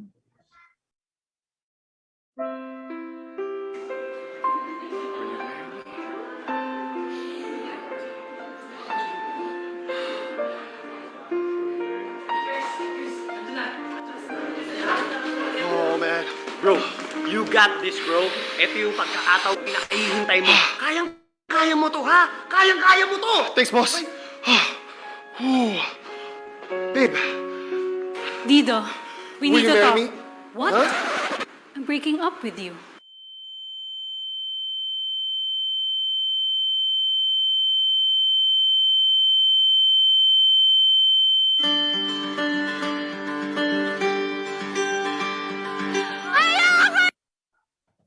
That was an incredible work by Mr. Arcega. Thank you for that one. Let's now proceed with our question and answer portion. For those students who have further questions, you may type your questions in our chat box or simply raise your hand. Go lang. Go lang tayo. Okay, sige, game. Okay, may we call on Miss Rima Corpus? Hi Rima, how are you? Hi, good afternoon po, Sir Nikko Arcega. And thank you for sharing your story po and for explaining how important contemporary art is. I saw that you're a film school graduate and I've always been fascinated about films and directing, and I'm actually considering it as, one of my career options po. Tsaka personally, I know a lot of people who wants to attend film schools and be a film director like you, but are kind of having second thoughts because it's often referred to as impractical and that there's no money in it, and that you need a lot of money to pursue it. It's a very expensive course, or that is very hard to make a living out of it, especially if you don't have connections in the industry. Now, what is your advice for those kind of young people or students who's having doubts about pursuing the visual arts or film industry and becoming an artist because of this specific issue? Like, is it a hard path to take po ba if you don't have connections or if you're not that privileged when it comes to money? Yes, that's a very great question. No? One word ko lang siyang sasagutin, guts. Guts lang talaga. After graduating, I won't sugarcoat anything, no. Kagaya nung sinabi ko kanina na if yung job nyo is something that you love, you will never work for the rest of your life kasi parang naglalaro na lang kayo. So walang stress ba? For after graduating, yes, mahirap. Mahirap. Lalo na when itong tinatawag natin na film school is not like any other school that na may 4 years, no? Mobile Fund Film Institute is para siyang Hogwarts. Hindi niyo pa ba yung Hogwarts? Gets ba? Di open mic ka, okay lang. Para siyang Hogwarts. So, ipunin lahat ng mga students. I think that's 20 or 25 of us inside a mansion that is para siya yung National Philippine History for Film. That's in Betigo Belmonte in Quezon City. So ngayon kasi ginawa siyang condo, pero magtatayo uli ng bagong mobile fund. Mobile fund was established by FPJ, ang The King. So dito galing yung mga magagaling na editor and directors. So kwento ko lang sa'yo, no, Rima, the reason why nag-drop out ako out of college is because sabi ko na malilimit yung time ko. Malilimit yung time ko kesa mag-struggle pa ako dito sa hindi ko nakita ko wait lang. Hindi ko nakita yung sarili ko na magiging successful if I will still finish the 4 years inside UST, UP, or CEU. So, I graduated, hindi ko alam kung ano mangyayaring future ko, but guts lang talaga. Siyempre, yung guts, sasamahan mo ng hard work and perseverance. So, kung bibilangin mo kung gaano katagal, bago nagkaroon ako ng first full-length film, from 2006 na naging college ako, 2012 yung first movie ko na pinalabas sa sinehan, pero short film yun yung Lugaw for Metro Manila Film Fest. Then, bibilang ka na naman ng ilang years, 2018 ako nakapag-shoot ng first full-length film. So, it's a process. Yung iba nalulungkot, nade-depress kasi hindi instant. Ang generation kasi ngayon gusto ng instant gratification, instant lahat, 'di ba? So, hindi talaga siya instant. It's a hard work in the process. So, if you want to pursue film, ito lang yun, guys. Nagawa ko siya, kayang-kaya nyo rin siyang gawin. Hindi ako yung best student back in St. Martin. Napakarami kong nagawang kalokohan sa St. Martin nung panahon ko. Ayan. Kung maaalala ng mga teacher ko, andyan pa ba sila Sir Ronnie, sila Sir Ernie, ayan, sila Sir Romel. Kung maaalala nila, napakarami namin gagawang kalokohan. Pero you need to focus. You need to focus kung ano yung goal. At this very young age, sabi ko nga, konting-konti lang, congrats Rima, no? Dahil alam mo na kung ano yung gusto mong gawin after graduating. Kasi nagturo ako sa Lasal, in Antipolo, nagturo ako sa Divine Mercy School. Maraming kaedad nyo ang hindi nila alam kung anong gagawin nila after graduating. Wala lang. YOLO lang. So, nakakalungkot. At nakakatuwa din na kayo alam nyo kung ano yung gusto nyong gawin. And some of my actors and some of my staff, nakasama ko ngayon, na-meet ko sila nung grade 11 and grade 12 sila sa Lasal. After graduating, magkakasama na kami ngayon sa film. And meron na silang movies on iFlix, meron na silang kasama ko na sila sa mga production, and we are currently on the works for my first Netflix movie. So hopefully, nasagot ko yun, Rina. Thank you for your question. Yes. Thank you po, Sir Nikko. Thank you, Rima. May I call on Miss Finnegan Hanoras. Hello po, Direk. Good Hello. afternoon po. So there is a common notion nga po wherein if you put people in exclusion, or well, in this case nga, in a lockdown, there would be a rise in the production of creative arts. So my question is, do you think technology has affected the production of contemporary arts among the young creatives? Kasi nga, di ba, with the lockdown and all, we have the time and opportunity to create or make art. But since there's technology, with Netflix and social media grabbing our attention, do you think that has affected the production of art sa mga bata or sa kabataan? Yes. Actually, during our time, sinasabi sa akin ng mga mas matandang musikero o mas matandang filmmaker, ang swerte nyo may internet kayo, sabi sa amin, 2006. Ang swerte nyo may internet kayo. Hindi ko alam na sasabihin ko rin yan ngayon. Ang swerte nyo. Ang swerte nyo kasi nasa harap nyo na lahat na kailangan nyo. Meron na mga applications na pwedeng gamitin. You can create your own blockbuster na nasa bahay lang. You can create your own film na nasa bahay lang. You can, minsan gulat ako, on TikTok, merong isang 5 years old na nag-music nag-music mixing and mastering na eh. So, nasa to be honest, nasa Finnegan, right? You're Finnegan, tama? Yes po. Nasa estudyante to or nasa tao?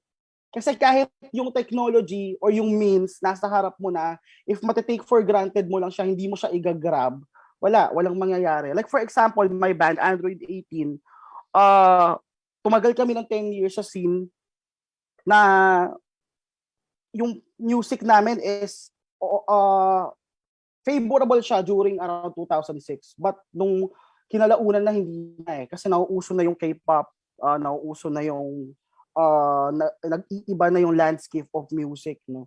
Pero with social media, na-promote namin yung band, nakilala yung band.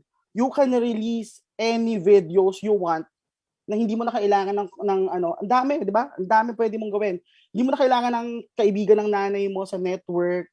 Labas mo naman yung music namin, hindi na. You have Spotify, you have YouTube. Lahat ng kailangan mo is on your fingertips na.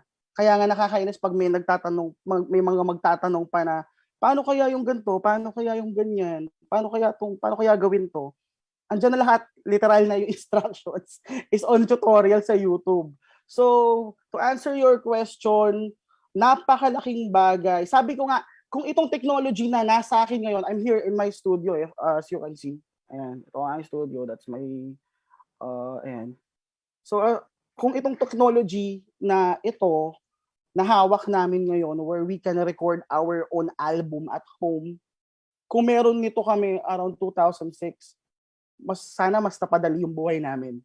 Para mas mabilis yung mga process ng mga bagay-bagay. Malaking tulong siguro sa amin at that time. So, kami ngayon, we are the resilient generation na tinatawag eh. Nabuhay kami na walang internet, tapos biglang nagka-internet. Nabuhay kami na nauso ang Friendster, tapos biglang nagkaroon ng Facebook. Nauso kami na naglalaro yung mga bata sa labas, tapos ngayon, nasa bahay na lang sila playing PlayStation 4. Naabutan namin mula PlayStation 1, ngayon may PS5 na. So, depends sa estudyante or sa tao kung i-grab mo itong powerful technology at kung saan mo siya gagamitin. Yun ang aking answer for that. Yung iba nagti-TikTok lang, 'di ba? Yung iba kung ano-ano lang pinapanood in the internet, 'di ba? Instead of reading. Yung ibang ako personally pumupunta ako sa elementary building, tatambay lang ako doon. Huwag niyo ako gagayahin kasi nagka-cutting ako pag ayoko yung professor. Teacher. Pero nagbabasa ako ng libro about history. Basa ako ng basa. Ngayon, yung mga binabasa ko sa library, nasa Wikipedia na. 'Di ba? So, I think kami yung generation na mas nakaka-appreciate kung ano tong bagay na to because some of you nabuhay na meron na to eh. Meron na. 'Di ba? May iPad na, may iPhone na. Kami nagugulat pa kami that time, napipindot yung screen. Ay, walang keypad. So ganun. So, depende sa tao kung i-grab mo itong gift of technology to help you in your process. Yeah. Thank you, Finnegan. Thank you po, Direk. Yes. Go. Si Isaiah, kanina pa yan. Yes. Yes po. Thank you, Finnegan. May I call on Isaiah Aranya? Let's go, game. Good afternoon, Direct Nox. Hello. Tanong ko lang, how is reading a play different from watching it po? Reading or reading a play? For example, give me an example. Les Miserables, mga ganon? Yes. Bigyan mo ako ng example, yung tinutumbok mo. May tinutumbok kayo. May favorite kang play. Ano yan? Wait.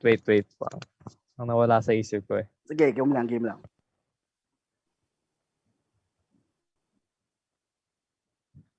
Gawin natin mas less formal. Hanggang kailan ba ako dito? Yan, mas maganda yan para sulit. Nag-cancel ako ng movie shoot ko for today. And nag-cancel ako ng aking pitching meeting for another production for you guys. So, sulitin na natin. Thank you, Teacher Lydia. Thank you so much for inviting me. Sige, go bro. Naalala mo na siya.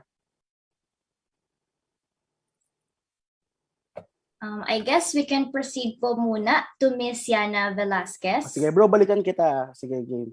Go Yana. Hello. Hello po. So, sa discussion niyo po, I noticed that you're really passionate about this career and that it really drives you. Let's go pa lang ganun. And hindi ako medyo maano sa film, pero I know it's a kind of career where it's all about being recognized. And I just want to know, how were you able to find opportunities so that your career would take off? Kagaya ng sinabi ko kanina, no? Uh, my family is known in the industry as part of the show business pagdating sa production. So yung tita ko kilalang production designer, yung dad ko production manager for Viva Films.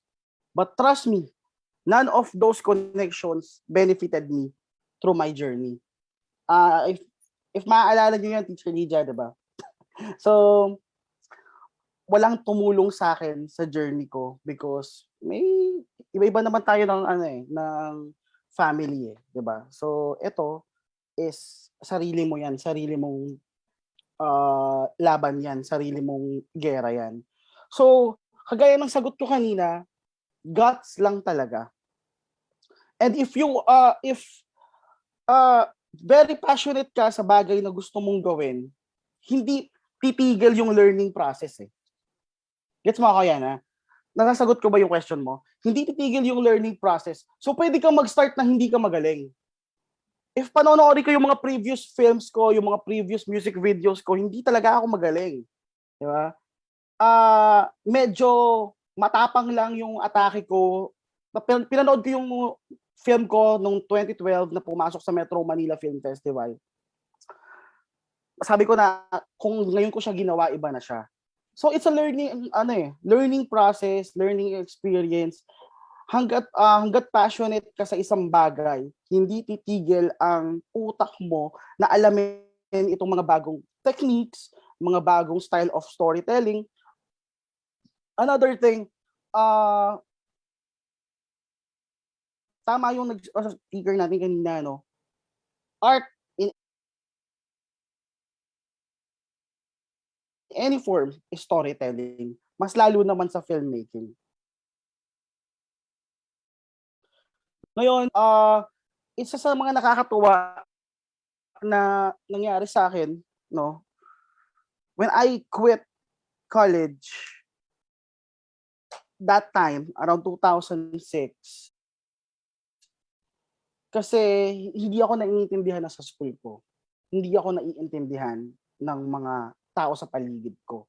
Nagulat ako, pinost ko to ng mahabang-mahaba. If maalala mo, Teacher Lydia, pinost ko to ng mahabang-mahaba on Facebook. Sinabi ko na, nagulat ako, nagkaroon ako ng culture shock paglipat ko ng UST and Centro Escolar. Kasi nasanay ako sa St. Martin na yung mga teacher is very supportive of your weirdness. Very supportive of your character. Kung siraulo ka man, kung puro kalokohan ka, makikita pa rin nila yung talent mo, makikita pa rin nila kung saan ka magaling. So, hinahayaan nila ako na gawin kung ano yung gusto kong gawin. Sir, video na lang namin yan, sir. Video na lang yan, sir. Huwag na kami mag-play. Video na lang namin yan. Sige, pasa mo, el filibusterismo, ha. Na-pull off namin siya. So, pagdating ko ng college, ibang kultura. So, everyone is very competitive.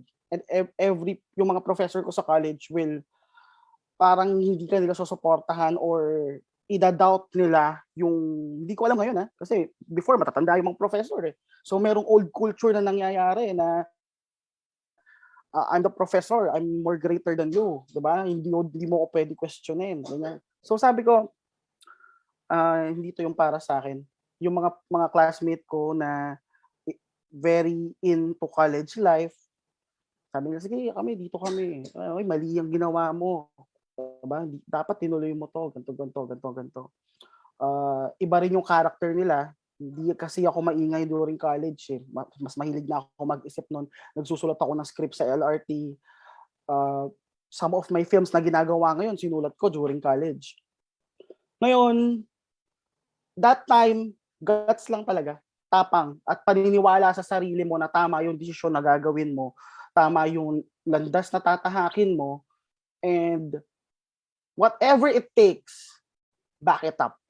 Whatever it takes, back it up. Laging iba-back up nyo yung decision nyo na para pagdating ng panahon, yung mga tao na nag-doubt sa inyo, sabihin nila na, oo nga, tama. Kasi gano'n naman talaga eh. During the process, the people will tell you, bakit mo siya ginagawa? Bakit mo ginagawa yan? Bakit mo ginagawa? Why? Pero pag nag-succeed ka na, the people around you, ang itatanong lang nila sa'yo is, paano mo siya ginawa? Yan. Paano mo nagawa? Paano ka umabot dyan? So, kwento ko lang yung mga classmate ko na hindi ako naiintindihan. Nung graduate sila ng college, naging mga cameraman sila on different TV shows. It's still a very honorable job. Naging cameraman itong mga graduate na to, no? Sa mga TV shows sa iba't ibang TV channel. Pag graduate nila, director na ako. Yun yung sinasabi ko na I back it up. After 4 years, nag-quit ako ng college. Nung nagsa-start na sila, nung journey nila as cameraman, director na ako nun, na meron na akong pelikula sa sinehan. Pero hard work yun. Hard work, perseverance, and good sleeping habits. Thank you, Yana. Thank you, thank you. Thank you pa. Yan. Ayan, si Isaiah. Tapos if may hahabol pa ng question. Balik po sa tanong kanina, Direct Nox. Yes, game. How is reading a play different from watching it? For example po, gaya po na sinabi nyo kayo about Hogwarts. Yes. Isa po kasi yung Harry Potter sa mga favorite kong movie series. Grade 6 For example, yes, for example, bro.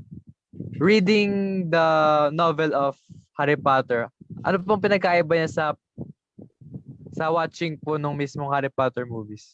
It depends upon the director. Kung gaano mo naiintindihan yung film o yung book to yung book na binasa mo at kung paano mo siya i-translate into another medium na visual arts. So from literary arts, ita-translate mo ngayon siya sa visual arts. It depends upon the director kung paano niya yun gagawin.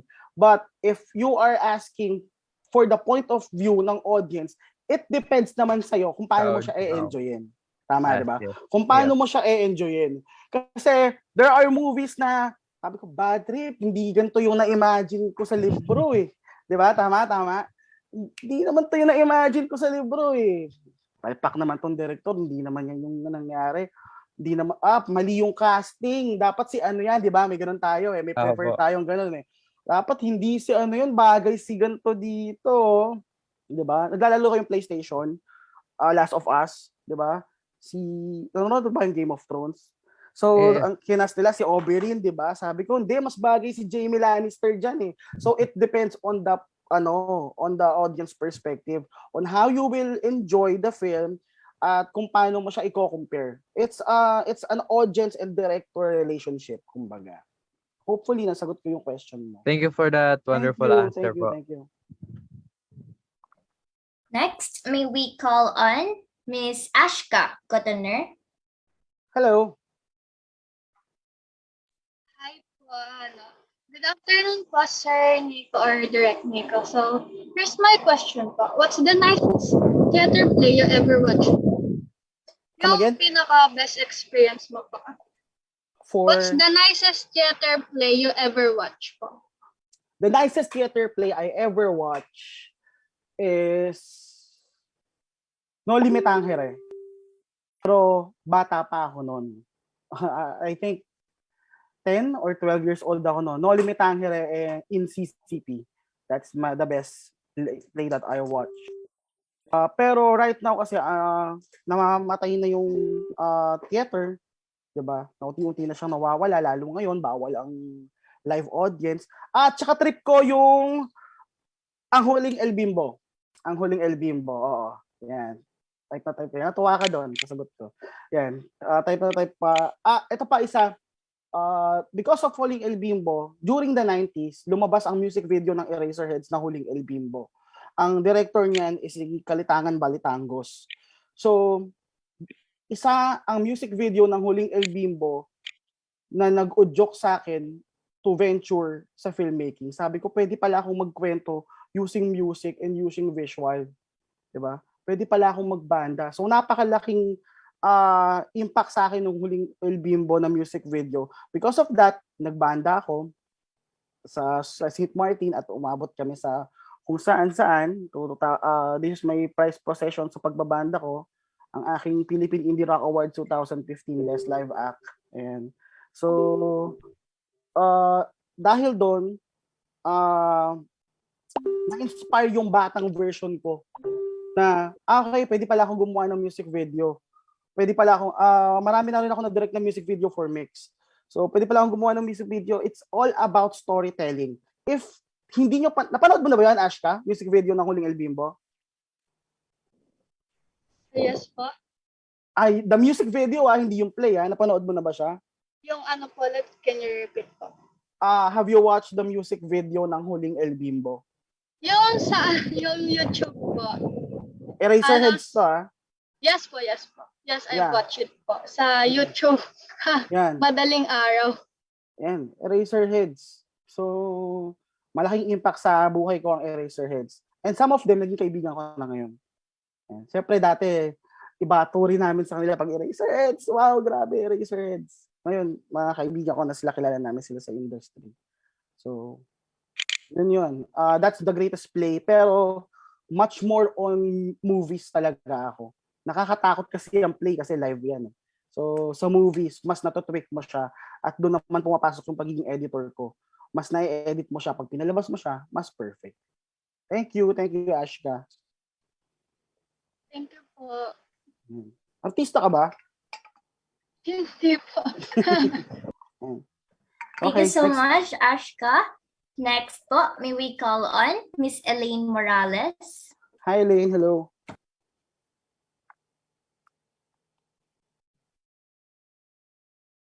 So I guess Miss Morales has a problem with her microphone. Here is her question. How does a script inform an actor and director po? From a writer's perspective, ganito kasi yan Sa isang buong pelikula, maraming utak ang nagtatrabaho. But on my film, kasi ako rin yung writer So actually, me and my girlfriend, kami yung nagsusulat. No? So, from the idea, from a concept, bubuuin namin siya na dapat merong beginning. Yung basic pa rin. Dapat merong beginning, middle, conflict, resolution, end. Ngayon, kapag okay na yon, nalaatag na, okay, ganito magsisimula yung storya, ganito magtatapos. Uy, grabe yung plot twist. Nagawa mo na siya, gagawin mo siya ngayong script. Pagdating sa shoot, dahil ako rin yung director, it depends kung paano ko siya visualize. Yan. How does a script inform an actor and director? Dahil ako rin yung writer, ako rin yung director, habang sinusulat ko siya, na-visualize ko na siya. Ganito siya mangyayari. Parang yung pinanood natin kanina yung Love Life, which is my first film. Yung isang pelikula ko kasi is bawal natin ipakita dito. Yan. May mga explicit doon. Yan. Pero hindi naman kayo mapipigilan na YouTube yan. YouTube mo lang mamaya. So, as a director, visualize mo na siya, sinusulat mo pa lang siya.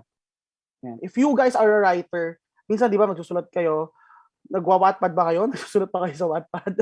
ayan, may mga tumatawa. Nagsusulat kayo sa Wattpad. Na-visualize nyo siya. Same as yung question kanina ni Isaiah, no? Direct, ano yung sa libro? Ano tong, paano ito nagtatranslate? Ganun din siya. You are using your imagination. Diba? You are using your imagination. Ang maganda lang dito is, tinatranslate ko itong literary, it's my own power to translate this literary art into a visual art using film. So pag sinabi ko kay Epi Kison na Epi dito, malungkot ka, nagigitara ka, kasi yun yung na-visualize ko. Yun yung nakalagay sa script. Kahit ang nakalagay dyan sa script, si character ni Epi Kison, si Epi nasa tulay nagigitara. Pag yung director, ang magve-visualize nun kung paano siya mangyayari. Ganun lang kaiksi yung nasa script. Minsan kasi hindi kompletong detalye sa script.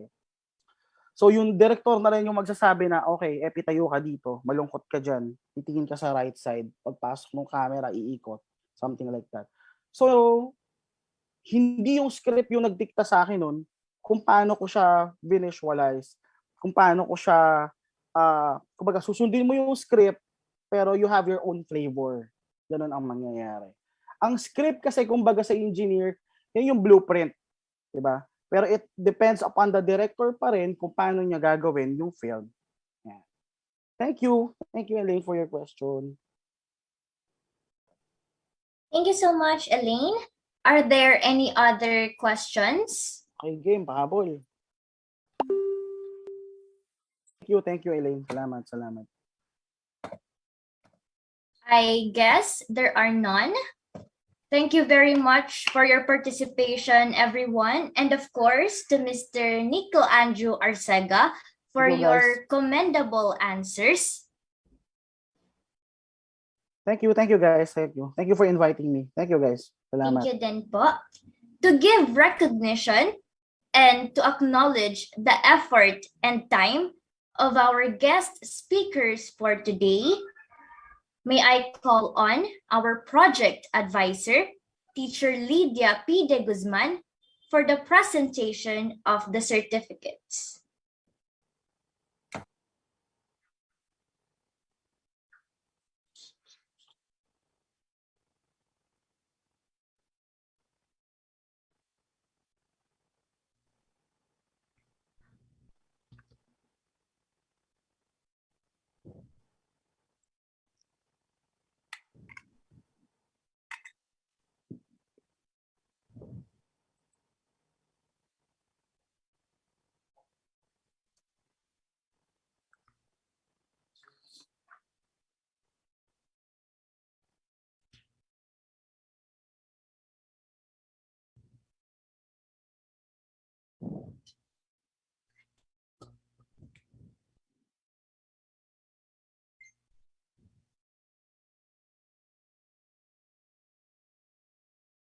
Next slide, please.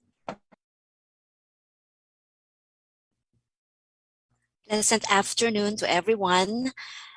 St. Martin Montessori School Incorporated presents the Certificate of Appreciation to Miss Maria Cecilia F. Artillaga for her notably exceptional and motivational insights as honorable guest speaker in the field of visual arts, painting, during the webinar on the contemporary arts from the regions for the senior high school learners of this institution, with its theme, recognizing the roles of contemporary artists in times of pandemic.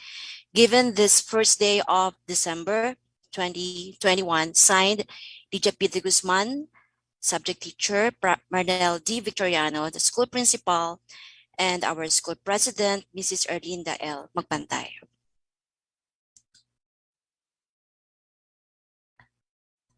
Another certificate of appreciation is presented to Mr. Randell Dan F. Vera for his notably exceptional and motivational insights as honorable guest speaker in the field of music and performing art during the webinar on the contemporary arts from the regions for the senior high school learners of this institution, with its theme, recognizing the roles of contemporary artists in times of pandemic, given this first day of December 2021. Signed, Lydia P. de Guzman, subject teacher, Marnel D. Victoriano, the school principal, and Mrs. Erlinda L. Magpantay, the school president.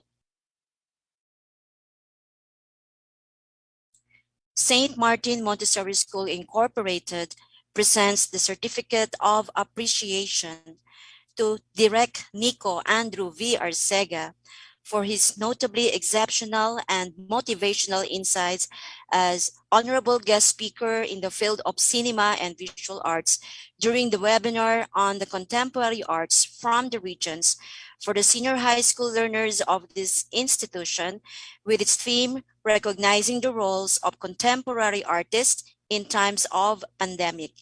Given this first day of December 2021, signed Lydia P. de Guzman, the subject teacher, Mr. Marnel D. Victoriano, the school principal, and the school president, Mr. Erlinda L. Magpantay.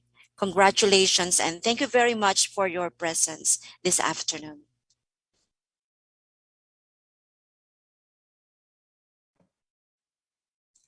Thank you very much, Teacher Lydia, and to all our guest speakers for today.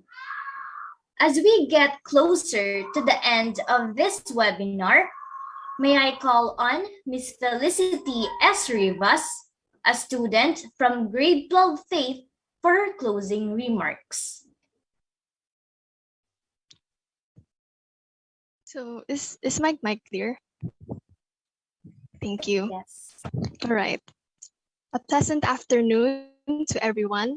Allow me to first convey appreciation to our principal, Mr. Marnel Toriano, and our department coordinator, Ms. Cristel Ann Alberto. Thank you for allowing us to hold this webinar. And to our guests today, Ms. Maria Cecilia Fuentes-Artillaga, Mr. Randell Dan F. Vera, as well as me, Mr. Nikko Andrew V. Arcega. Thank you for accepting our invitation and sparing your precious time to be with us.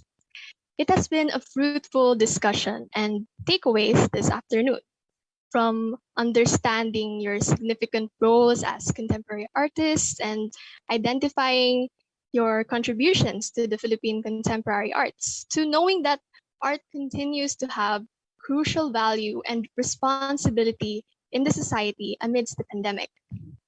Hopefully, we continue to ponder on what we have learned today and apply it to our lives as learners in the 21st century. Thank you again, honorable guest speakers, for blessing us with your knowledge and expertise in arts.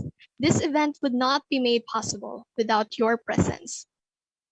I would like to give special thanks to Ms. Lydia Padilla de Guzman for being the teacher in charge of this webinar. And kudos to the grade 12 STEM and ABM students, the team behind this event. We recognize each other's efforts in making this event a successful one. And last but not the least, my deepest gratitude goes to all grade 10 and 12 students who have participated in this webinar. God bless everyone and be safe. That is all. Thank you very much, Felicity. Before we end our program, may I request everyone to kindly turn on their cameras as we sing our school hymn.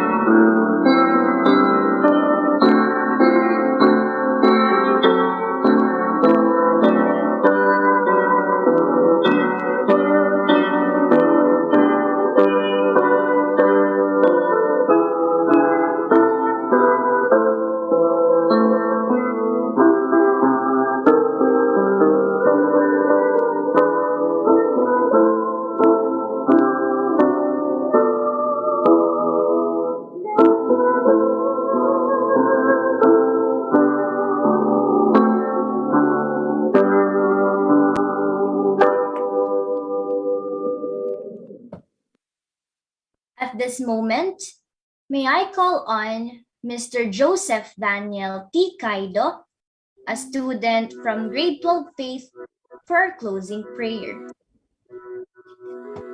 Thank you, Miss Jasmine Garcia. Now let us pray. Father, we want to thank you for being with us throughout this webinar. Your presence has been in this place from the start to the end, and we want to say thank you. As we leave this webinar, may we put into practice what we have discussed and learned. Help us to make a difference in this world for the glory of your name. Lord, where we drifted and said things that do not bring glory to your name, we ask you to forgive us. In Jesus' name, we believe and pray. Amen. Amen. And that ends our webinar. I would like to say thank you to those who made this webinar possible. Our teachers, dear students, our guest speakers, and of course, our project advisor, Teacher Lydia De Guzman. It has been a successful and insightful webinar for all of us. We have learned a lot of things in spite of this pandemic. May all the learnings and lessons that we have learned today serve as our guide and inspiration with regard to arts. And this concludes our webinar for today. Again, this is Jasmine Joanna R. Garcia saying thank you and goodbye. Stay safe, everyone, and God bless us all. You may now leave the session. Bye! Thank you, guys. Thank you so much. Thank you po. Thank you po, Thank you. Direk. Thank you, everyone. Thank you, Teacher Direk Lee. Nyox. Thank you po. Kabisado ko pa, Teacher Lydia. Yes, ang galing mo ha. Thanks, guys. Next time ulit. Thank you very much Oh, for sana the face-to-face na susunod. Yeah, para nandun ka sa quadrangle, papakinggan kanila. Oo, hindi na mainit. May court na no? Yeah, covered court Covered na. Thank you, guys. Thank you so much. Yeah, okay. God bless you, Nyox. Thank you po. Salamat. Bye.